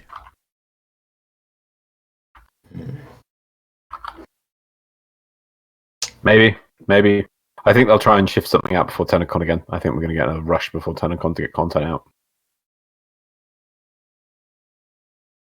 Okay. I don't really have anything else to follow this up with. Should we move on to the questions? Yeah? Oh, sorry, we were... Sorry, replies even. We were actually halfway through replies. Oh, are we? I was okay. kind of hoping they had a few seasons planned out and ready to go when they scrapped alerts. I should have known better. Yeah, no, that they, as Drew was saying, they just work off the cuff. Hand to fist. Yes. Yes. Hand to mouth. Hand to mouth. Hand to mouth. Hand to mouth, that's all. Yeah. Personally, I think adding story to Nightwave was a mistake. Neither season 1 or season 2 were related to any other piece of lore we had. They just seems like some other side stories with no connection, and I highly doubt we'll see any more of these two. Additionally, it adds a decent bit of work that has to be done before DE can release a new season, slowing down the whole process. And I think, once again, that they've struck on the key issue there. Whenever it becomes... seeing as these are side lore stories, even making these seems to really slow down. If they want to add lore to the game, they are just so... it seems to be that's what causes speed bumps. When they, we have to add a little bit of lore to the game. It's like, we'll do a lot at first, and then we'll slow down. Exactly the same thing we saw with Samaris and the capture targets. I don't know about that. I mean, yeah, you have a valid point. You've got multiple instances of, well, the lore stopped dry on this well or whatever. But I don't think that they have just hit the brake. I mean, like, what did they add to the first two shenanigans? What are they called? The first two Nightwaves. We had a new enemy, or a new few enemies, nothing particularly special there, and some dioramas. Right? Again, you know, if you mean actually what's out of the game, they both added one weapon, an armor set, at least one new enemy. No.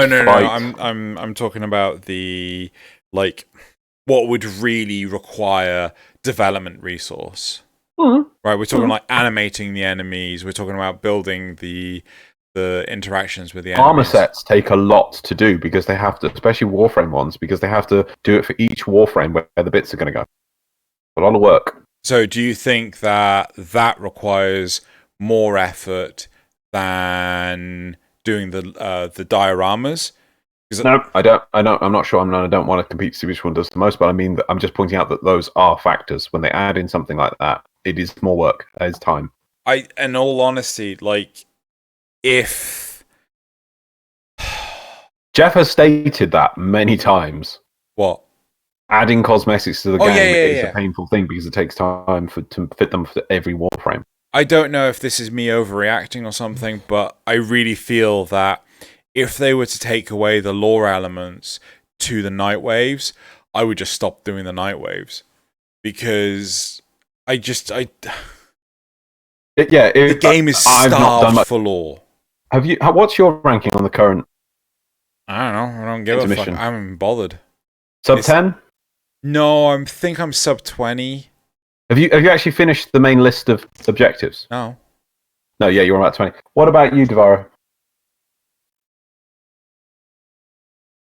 On the current Nightwave, Intermission. what intermission? You know what rank you are?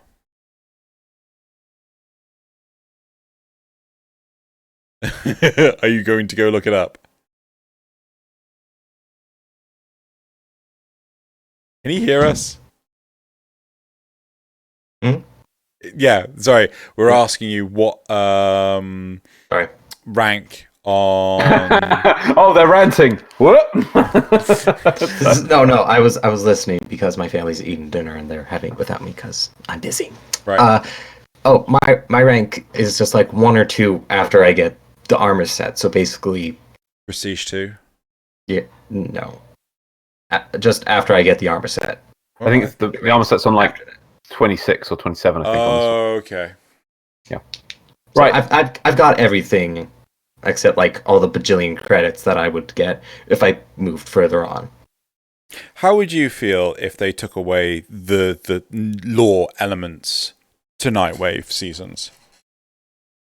I kind of feel like that would be disingenuous to their original intent, like having something for players to do, like the alerts that gives you rewards, but also has some diet lore in it. It's not like intrinsic to the whole world, but it adds something to it. But at the same time, I do get why it can be frustrating how much effort it takes to like put lore into the game and make it worthwhile. Do you think that these statements of, you know, the lore is what's holding it back are accurate at all? Holding back its development, sorry. I feel like holding back in its development is accurate, but I don't think that getting rid of it would help anything at all. So is it just possible DE need to hire more writers, more dedicated writers? Probably get some sort of... I don't know what the writing team at DE is. I don't know if there is a team. Or like, you know, I get how they've been basically adding lore as they've been making the game. And that's caused issues and retcons and confusion.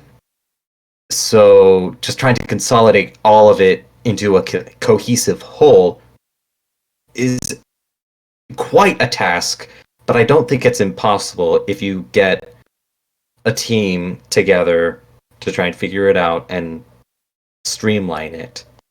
And like, you know, try to sort out what lore is essential and what lore is world building. What's the main story? What's the world that it's set in? And what makes that world better? I feel like Nightwave is like in the tertiary grade of like it adds interesting stories but it isn't like all of what's happening in this system, and it really doesn't contribute anything to the main story of the Tenno, your Tenno, the Tenno that the Lotus has been guiding and then betrays. Other than the default.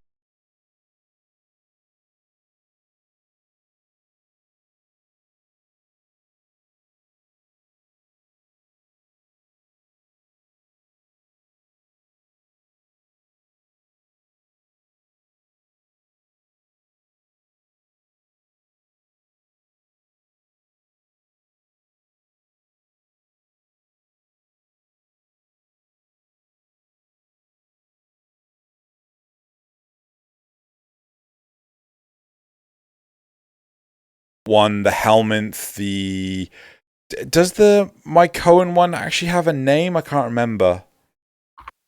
A unique name. The one that Niwa was carrying. I think it's Myconian? No, that's the name of the people. But even so, just knowing that there is more expansion to the world and things, similar to, Star Wars and Warcraft, it really goes a long way. Right? Star Trek as well. Mm-hmm. But, so I don't think that the narrative has to focus on what's happening to us. Us working alongside what's happened for other cultures and things goes a long way. But I don't know, I would get bored to death if, basically every Nightwave was just an intermission. There was no plot or anything. It would just be do event, do thing. I'd give up on it, just like I did the sortie system. Sortie is where you get ribbons. Don't care. Yeah, those feel like I don't feel that any draw to them? Much. Okay, more replies, Loz? There's one more, so let's just finish it off, then we can get on to the next topic quickly. Sooner or later, this leads to DE scraping and or releasing gutted versions of stuff they were working on. For example, Shedu, the sentient exo arm cannon, was supposed to be procedurally generated, and I don't mean stats, but appearance, concept shown, multiple different versions of the arm cannon that we could get. Sorry, oh god, I mean, yeah. The Shedu, the sentient arm cannon, was supposed to be procedurally generated super weapon. It's neither of those things. It was described by DE almost like its own unique system, but it's become just another weapon with some unique features, but not enough to call it a super weapon. There are other normal weapons with unique features. Yeah.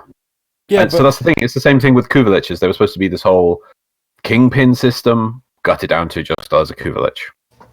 It's very sad. The Kingpin system, I can get behind why it was gutted down, because, as I said time and time again, I really didn't like the Nemesis system of Shadows of Mordor. It got boring and repetitive so goddamn fast. Loz, I'd love it if you gave it a go. Give what a go? The Shadows of Mordor, so you could just feel like what the... Yeah, no, I think I have the first game, yeah? Yeah, first game. You can play the second one if you want. The other thing, I get what they're saying with the whole Shadow thing, but it was teased back in 2016, and it took 4 years to finally see the light of day, and it's nothing before. I swear it was so much bigger before. When they've shown it off before. Now it is just the size of your arm. Before it was just this monolithic-sized thing. Mm. I don't know. But you're saying it's bigger or smaller now? I'm saying it's much smaller now.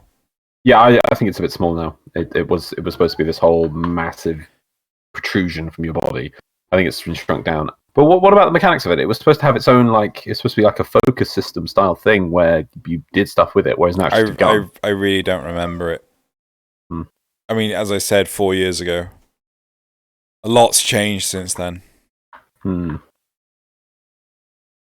Dovahro, did you even see TennoCon 2016 when it was first teased? No, I think that was about the time I tried to get back into the game. I think. I don't know. I think I played the game on and off, but I wasn't at all involved with the community of Warframe until like 2017. Sure. Okay, cool. Should we move on to the third topic then? It's just TennoCon, so move on to the topic. Yep. No, TennoCon, Devstream. Devstream. Yes. Right, so we're just going to cover on a few things of Devstream 138, and probably just talk about how we feel. So, the TennoCon release date finally got announced, which was July 11th, which is not the weekend I thought it was going to be. And tickets shall be going on sale in some point in the future. So TM. we'll see if Xeno actually gets a VIP ticket or not. Have you got a date for that yet? We haven't got a date. No, we don't have a date for that. Last year I said I wasn't going to try for a VIP this year, but I think I will just for lols. Just to rub it in my face when I don't get it again. As I abuse the university's internet connection again.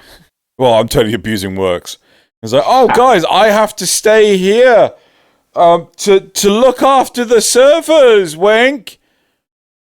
What? But oddly enough, I think so I guessed that it would be out. It would be the first weekend of July. It's actually the second weekend. I think I realized why. The first Saturday of July is the 4th of July. Mm-hmm. Which is American Independence Day. Yeah. But it's always fallen near. No, it's always been the first weekend. I know. Yeah, but it's never actually been on the 4th of July. Same day, right. Yeah. So, of course. So everyone's going to be celebrating the 4th of July and things. Nobody's going to be watching it online for Twitch. Yeah, that makes sense. Pretty much. So, but if that was their thing, they should. I really wish they announced it earlier, though. Yes, no, I agree. I mean, it's fucking costing us a lot more. So, Devstream was a sound stream. They showed off a new Corpus. Was it the new Corpus rifle, the radiation one?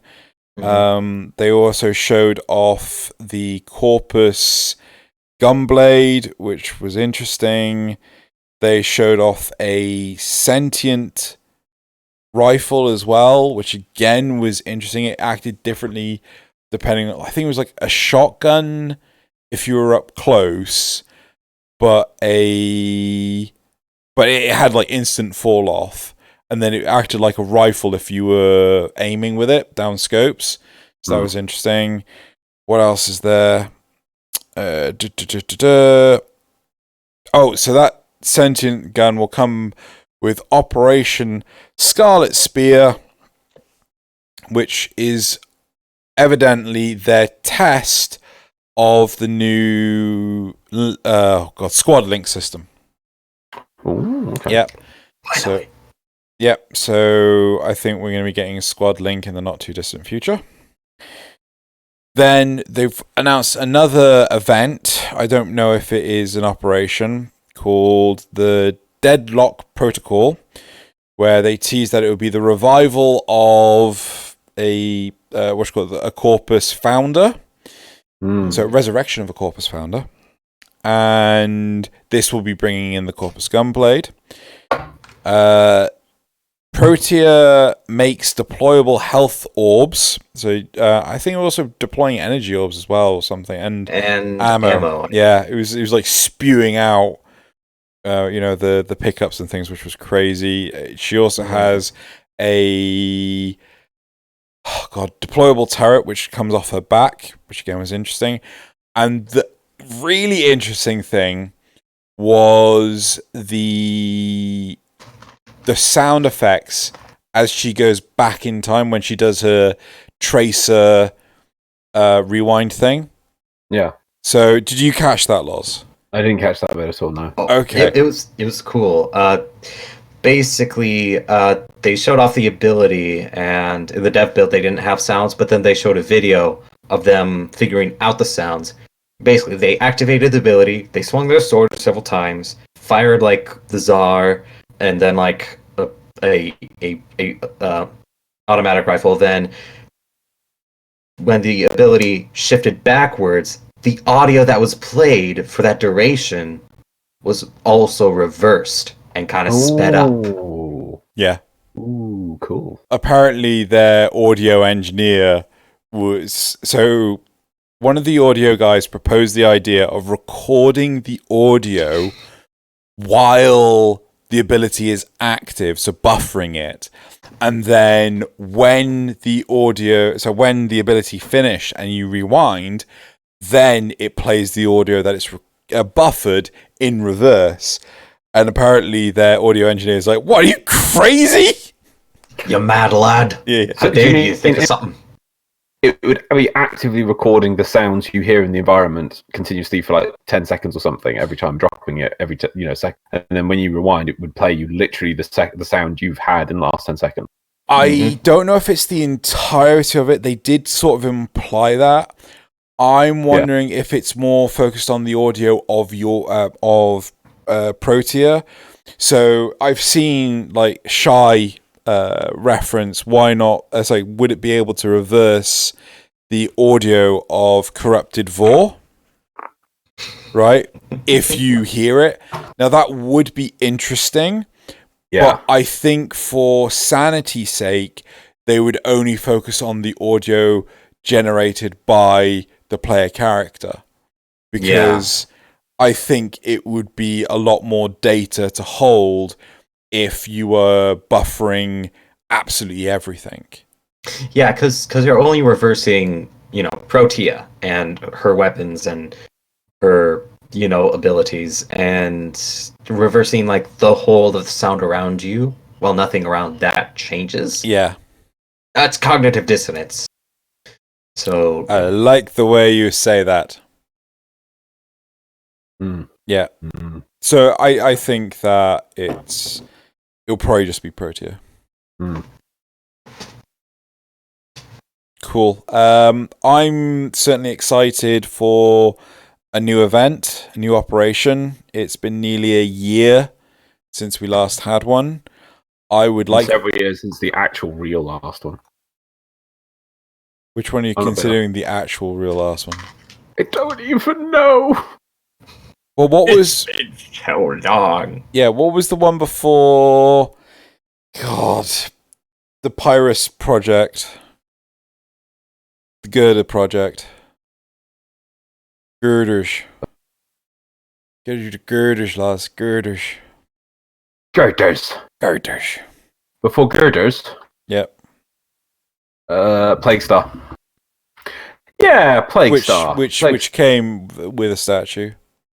Yeah, I think Plague Star was the last real operation. November 2017. Frickin' hell.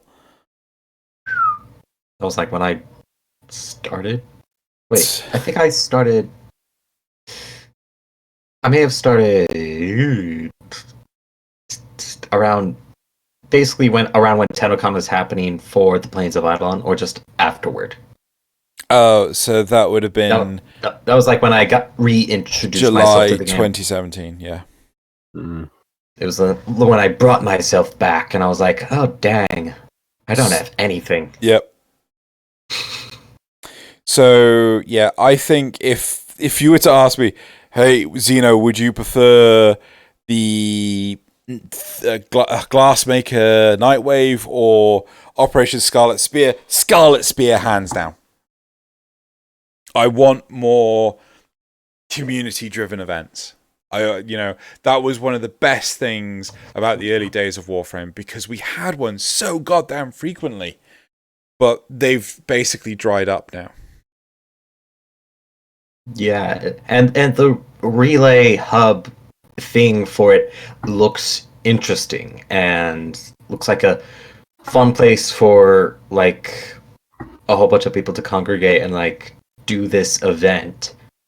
Maybe form squads or something and like go out to whatever it is we're going to go out and kill. Loz, any comment? No. Mine was a bit intimate on it, so I'm not exactly sure on it. But it looks good. That's all I know. Well, specific. Would you rather Glassmaker or Operation Scarlet Spear? Scarlet Spear, because you said Squad Link was in that one. Yeah. Yeah, that sounds good to me. That's real good. Scarlet Spear. Might as well just wait for the next Nightwave. Cool. Right, what else can we make? Right, so another point that... So I was listening... So I was in Discord while I was watching the Devstream, and I turned Discord way, way, way down. So anyone that's listening to this that was part of that conversation, I may get things wrong.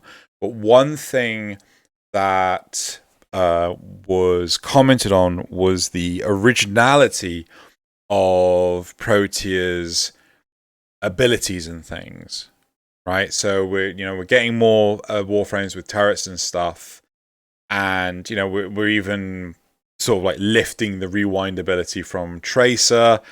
Though I mean, I'm sure if you think back, you could probably find other other games that had this sort of rewind ability. Like, oh god, what was the name of the Time Shift? That was a first-person shooter that did it. Blah blah blah blah. How Prince of Persia. There you go, Prince of Persia: Sands of Time. I didn't really play that, but there was that thing with the raccoon. Thing with the raccoon? He was a thief. Did that game have the time thingy? Yeah. I know there was one with a cat and a vacuum cleaner. It was on the Xbox. And oh, was it a cat? No, what was a raccoon? No, there is like the Sly Raccoon. Yeah. But I never played it. Because I think, again, it was an Xbox game. Let's have a look. Sly Raccoon. Or was it Sly Cooper? Sly Cooper, Thieves in Time. Right, okay. He was a raccoon with a hat. It was blue! It was blue. But even so, is it really that important that every Warframe has to have originality behind it? Or does it not matter? It's all about how it's implemented.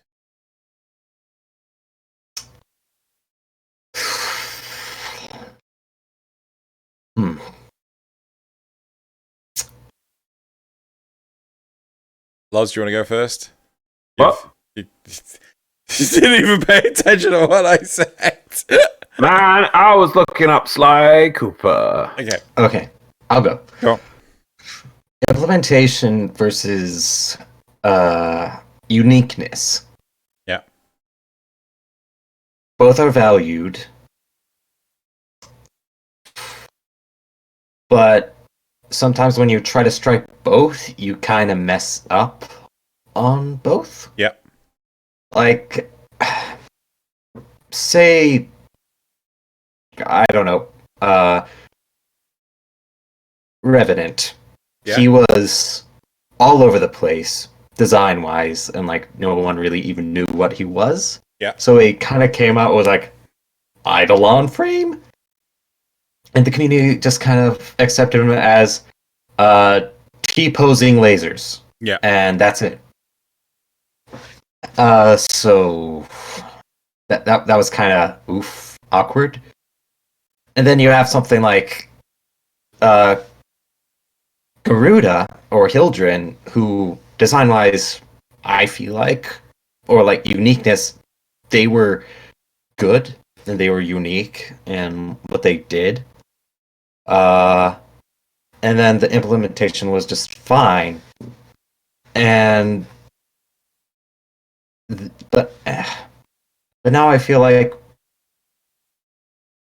Protea is unique in of herself, and I can definitely see that, but I do feel like some inspiration was taken from like Wisp and Vopat.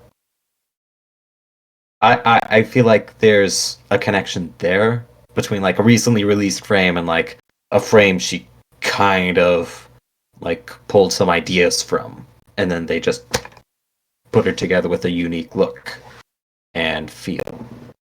I think at this point, a frame can't come out without at least some of the abilities being compared to other frames.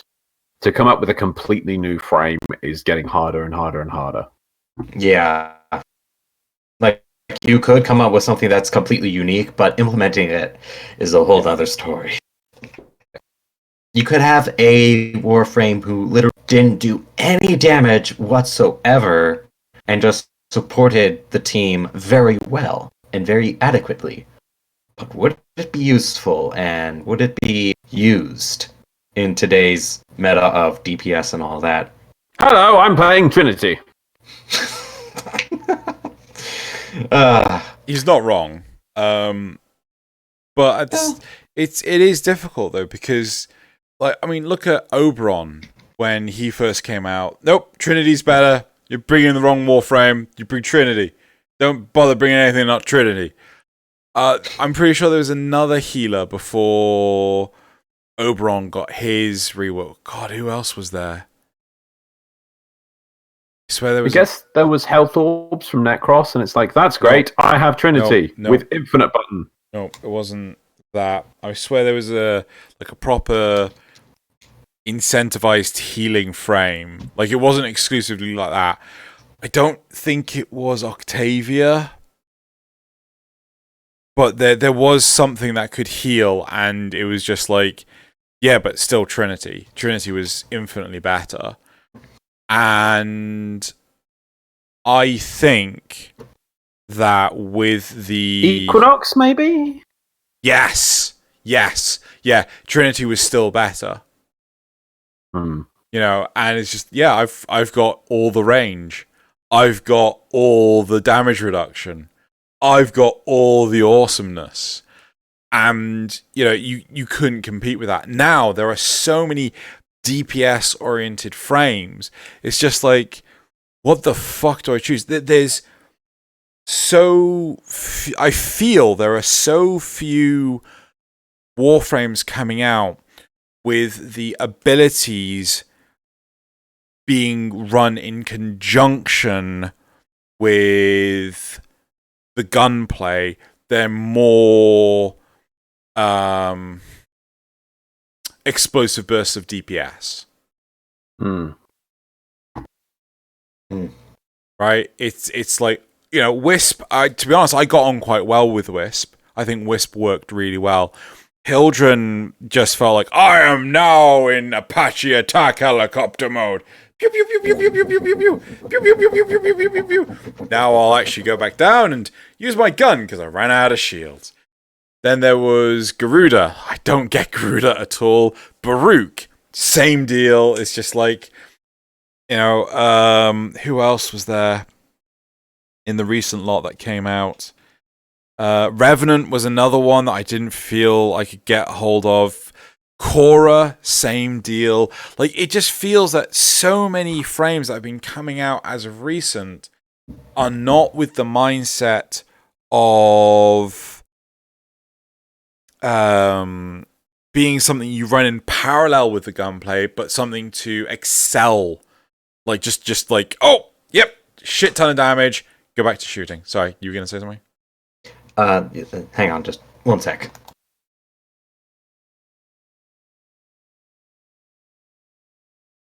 Shall continue in a moment. I agree with you.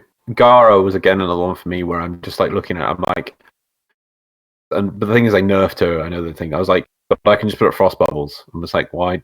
I know she does some really cool stuff, like with things that distract and lances, and I keep trying to play Gara, and I'm like, Harrow, I would say, is one which feels odd, but I can see is actually doing stuff. Yes. I know Harrow is doing some really cool stuff, and I'm like, right, I get stuff is happening. I don't always remember in my head, but I think if I put enough time in, I could really get my head around it. But I feel he is doing some powerful stuff. Pretty much, if I'm looking at this list, every time afterwards, I'm like, I don't really... Yeah, I mean, I got...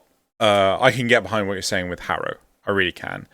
Yeah, it's... I don't know, maybe other people feel the same weird disconnect. But again, like, so many people, I just see playing, like, Sarin and the older frames. No one plays... Like, I don't know if I'm just being like I've got my blinkers on or my rose tinted glasses, but I swear I only see older frames.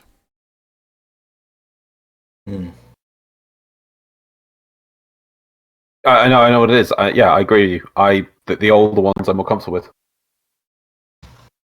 Right. But we've really covered enough on this topic. We're talking about the Devstream, and we're far from it. And the Devstream didn't even really go over the frames. It was just, so let's finish. I think we're making a topic, and we go for quite a while on this. So I just feel we're making a topic out of nothing. Yeah, we can. I'm gonna ask one card. Do you feel a disconnect with newer Warframes? Because like I genuinely do. One frame. How have you said that? Sorry, say that. How do you you feel a disconnect with newer Warframes? Yes, yeah, that's exactly how I would word it. Yeah. Yeah, there's some. Like, I mean, one. I know you've suggested this multiple times. Was an explosion Warframe. Yeah, I want an explosion frame. I was thinking to myself, I would love a Warframe which it primarily is melee based. Maybe it can't even use guns, but instead takes 3 sets of melee weapons, right? You know, and it just quickly flips between them, and it does different things with whatever melee weapon you have depending on the slot. How about you take a melee weapon, and then using the abilities make it sort of like an exalted version of the weapon you take. So if you bring a sword, you can turn it into several different versions of an exalted sword, like a bigger one, a slower one, or something. And then you push a button and it does like a special heavy big AoE swipe, or it does a special AoE ground stab based on the weapons you have. And there's variations based on if it's a heavy weapon, a light weapon, a fast weapon. So it's sort of the ultimate of the empowering frame. It empowers the melee weapon it brings with it.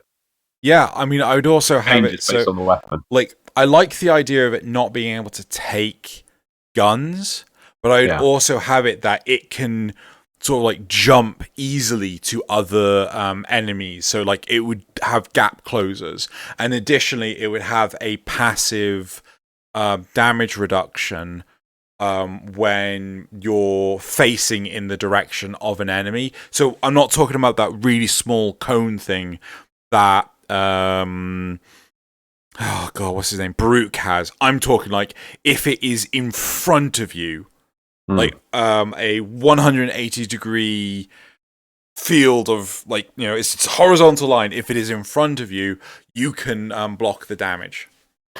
Yeah, I mean, sorry, it just ran in my head. I want to go back to classic Slash Dash. I remember Slash Dash used to be amazing, and then they made it that you bounce between all the enemies, and it just is awful. Just doesn't work anymore. Give me the straight line slash that was amazing. Sorry. Yeah. Rant. Cool. Should we end this topic here? We should. We should move on to the memes. Cool. Right, so turn that off. Right, are you ready, guys? Are you ready? I know I need to pay. Oh, God, Loz, how have you not pasted them yet? Oh, also, could you please put them in the document because you didn't last week? I had to find them. Oh, you could just whisper me or message me. No, I got them out of the last Discord group. We didn't have any memes last week. Oh, no, that's why I couldn't find them. Oh. That was it. I remembered afterwards. Yeah, because I've just saved them for this week. Yes, that was it. So shut up, Xeno. You don't know what you're talking about. You're drunk. All right, first one.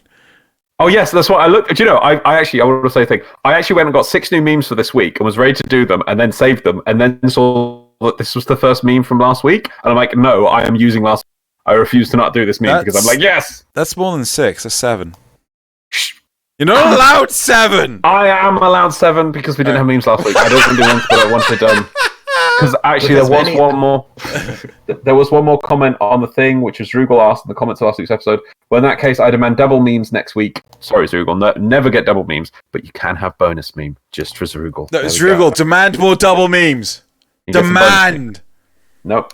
Right. Anyway, for Xeno, we're doing clicks, aren't we? So we're going meme frame review. There we go with clicks. I like clapping. Meme frame review. Yeah. Oh yeah, we got clicks. Clapping. Review. There we go. Yeah. Right. Anyway, so the first one. basically my mood during Railjack's release. And I saw it was a Spider-Man meme, and I'm like, it has to be done. And then they put Navara in there as well. And it's just Spider-Man looking down. Do you see this shit, Navara? And I'm like, interesting they picked Navara, but I'm just like, I just saw this and laughed. This made me crack up because it's just like, I love the Spider-Man memes, the set of Spider-Man. It's a shame we can't have more of them, but they are classic. There we go. So Navara and Spider-Man. Yeah. Checking out, apparently. Right. Meme number 2 is, I wish there was more difficulty. Now, I can't remember the exact questions he was asked on this Witcher interview. Yeah. But it was, I can't remember, I can't terrible names. The guy who was doing the actor for Henry Cavill.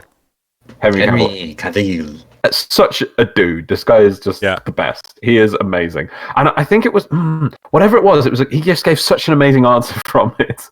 But this one obviously memed from, I wish there was more difficulty. So that the interviewer is asking, law or difficulty? And then DE is replacing Henry Cavill, and they're like, RNG. It's like, damn it, DE, that wasn't the question. And exactly what Henry Cavill did there. There was a question put to him, and he just flipped it around. It was amazing. Wow. Right, number 3. When you're the only one active in your clan. Taken from... I feel this one. Yeah, this is me. I had to build my Railjack all by myself. All by myself. It was easy, though, since I live in a ghost clan. So. Oh, okay.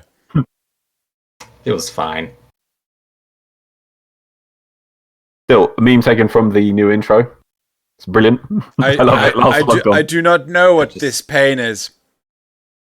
They're just covered in dirt and moss. Yep. And... from years. Yep.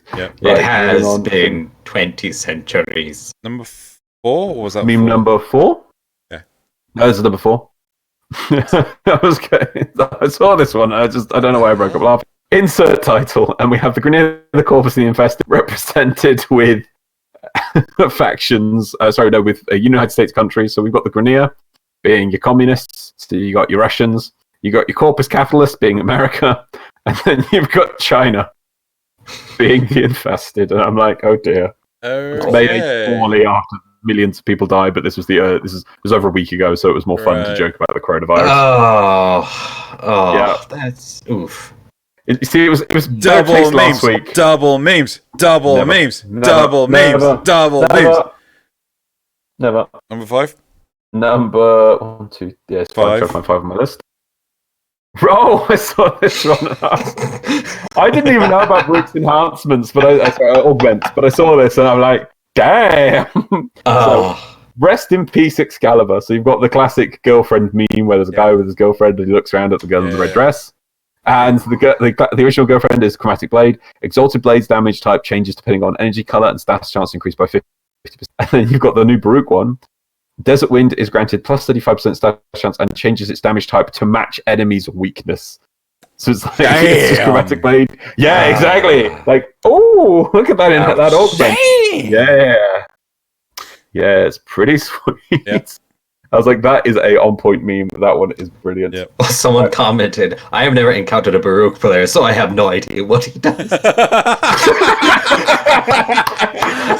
Not wrong. Ow. I like Baruch. I might get that. That is very good. Right. And there's somebody that's actually got to explain it. It's like, yeah, but you're missing the joke. Anyway, number 6. Sometimes I click on Steel Meridian just to hear Cressa say that. Lotus calls you... That's all right. This is, Vince McMahon reactions. Kuva Lich calls you her little adversary. Okay. Ooh, peaking interest here. Nora Knight calls you Dreamer. Oh. Paladino calls you Sacred Child. Oh. Cressa Tao calls you her hero. Yeah. Oh, crap. I unplugged my earheads.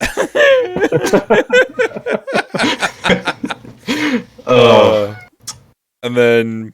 Very nice. Now, I've actually added a 7th meme for myself because I saw this and I heard it myself. The last one, the 7th meme, your bonus meme of the week is I have arrived. Me coming back onto Warframe after 5 months. Whomst has awakened the Ancient One? Whomst has awakened the Ancient One? Oh. And the reason I decided to put it on here is myself is because over the last, I don't know what, 6, 7 months, I've been playing a hell of a lot of WoW Classic. Kind of giving that up as of now, which means I'm going back to playing a lot more Warframe. And to be honest, it's a perfect time for it because now it's February, all the stuff is happening. D of coming out of that hibernation and actually going to release content again soon. And so now's the perfect time. But yeah. So they promise. Put it out there. Yes, they do. Cool. Well, they promise, but it's what they do every year. Yeah. Yeah, like that. Like right. Content eventually. Right, cool. So, community shoutouts. Bonus Community shoutouts. Yeah. Community shoutouts. Community. Also, everyone should demand double memeage. Oh! Have you just crapped your pants? Stub to toe? Double memeage. Oh! Double What the memeage. hell? You okay, man? Did I link something wrong? No, man.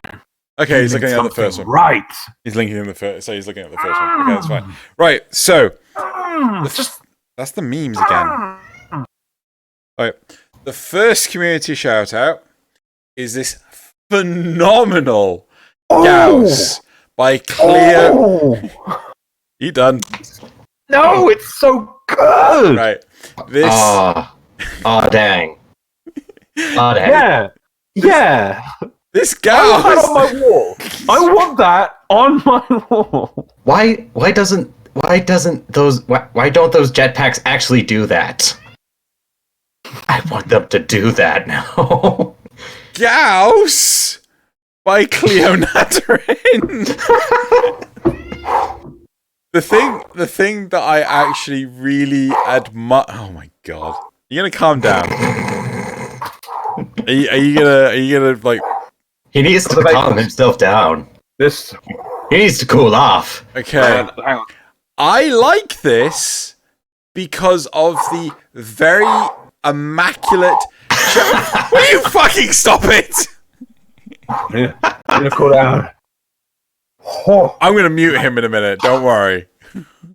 Okay. I'm good. Right. That's good fan. I love the shading on this. I love the tone use. It very much reminds me of the early artwork for the Guyver. There we go. That's all I wanted to fucking say. No, it me? It's that. No, I want to move on to the second one. No, I'll finish. It's kind of that late 80s, I think early 90s. I know that somebody who probably knows better. There's like that time in anime where everything was hyper detailed. It's my favorite type of like anime. I love that kind of period, Yeah, and that's what you got with Guyver. With everything was gritty and super detailed, and niches and shadows, and it was like as much as we can give you instead of this kind of more softer stuff we get now, where there's plainer areas, things like that. Yeah. Anyway, that's good. We shall move on. Because otherwise I'll sit here all day just looking at that. I might talk to Cleo about getting you a copy of that. Moving on. Right. So the second community shout out is this amazing Garuda Successor by Debbie. So this is a skin that's been developed by someone else. I didn't take down their name. But yeah, it's a gorgeous piece of art. Yeah. Successor, is that called? Yeah, I think so. It's okay. It's an odd word, successor, but I feel it fits. I don't know. Just the artwork. Very nice. I think this is the name that was given in Steam. It might not necessarily be the name that's given to it if it comes into game. I think it is coming into game.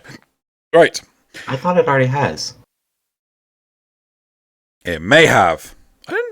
I remember fashion framing Garuda, and I think this was it. I didn't know Garuda had any fashion frames. Okay, moving on. Yeah. Number 3 is Limbo and Korra by Iron Beast. Oh, that is nice. Lovely Valentine's Day image. Yeah, that's a lovely image. I can just imagine Loz continuing this by saying, "Let's go back to the first one." No, that's why I was doing this. I was cleansing myself, and we're appreciating all this future art for itself, and this is a lovely piece of artwork.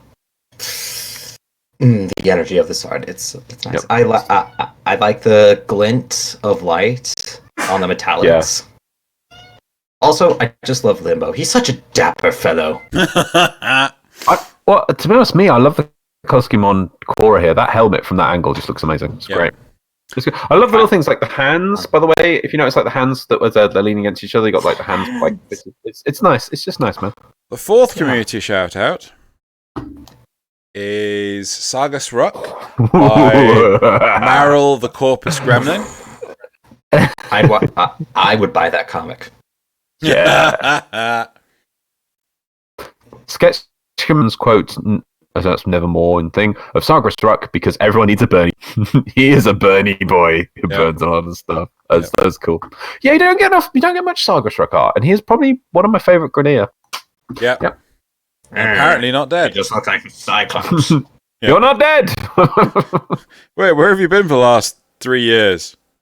Suffering. Actually, I wouldn't be surprised if he was just drinking all the greedy milk. Right, so number 5 is this Harrow Deluxe by... Wait, is that the right name? I think that's the right name. Yeah. Shuralal Ming? Yep. Or J. Demojo. Custom color Harrow Deluxe for this week. Been learning a lot, by the way. Does anyone have a suggestion on which Warframe to draw next? Can be a base or skin too. I mean, if you're learning and you're able to draw like this, I'm just like, it just makes me sad because look at that. Yep. Learning a lot. Oh, I like. My favorite, it's a bit weird, but my favorite thing is like looking at the head, the helmet, hyper detailed. Yeah. And then you look at the gun and like the end of the barrel, it's kind of almost out of focus. Yeah. We know the background is, but the gun is kind of. I like that kind of effect. It's really nice. Yep. Yeah, where there's immaculate detailing, it's really sharp, but when it kind of fades out into blur, and it's like, oh, like you can even see the chains just kind of blurred right in front of you. Yeah. Yeah. Like all you could focus on is him. Yeah. And his majesty. Very nice. And then our last community shout out is this incredible Titania Deluxe by Emily Megan X Art. I like that. I approve. I like the Fairy Queen. I genuinely thought Shy did this until I was actually thinking the way the inside of the wings at the bottom, the green sort of the way the back, it's just a Shy pitch. Yeah, no. Titania Deluxe drawn with Prismacolor pencils. Maybe Shy uses a similar pencil. What do you think? I think this is an amazing piece. Love it. I love the Galaxy Lotus behind, by the way. Yeah. Starry. Very nice. Very lovely. Cool. Yep. The only thing I almost feel the white is too powerful. I think maybe putting it on like a black and starry background, maybe some sort of background effect, just a bit off-white. But yeah. Yeah. I totally get that. Yep, but still a lovely piece of artwork. Let's finish up. So that's with it. Your quote. Rushing me now. Cool. Well, no, I was. You know me. I hate redundant statements. Yeah. Your, okay. Are you ready? That's it for this. Yeah, are you ready? Are you ready? Are you ready? Are you ready? Are you ready? Sure. Yes. See, someone actually responded. Yeah. I might be a film buff. I've watched plenty of YouTube videos, but I don't actually watch that many movies. Okay. Huh. A secret report within the Syndicate. 4 planets have come to our attention regarding a plot which could jeopardize Kuva production. The Fortress, repository of the Kuva, planet Venus, home of the Corpus, planet Saturn, home of the Grenier, planet Earth, home of the Orokin, who rules over the Origin system. Send a 3rd stage Tenno operator to Earth to demand details from the Orokin. The Kuva must flow. Loz doesn't get this. I'm going to slap him. I wasn't until I had it on Kuva must. Yeah. Very, very nice, by the way. Man of culture here. Do you want me to read it again? I don't know.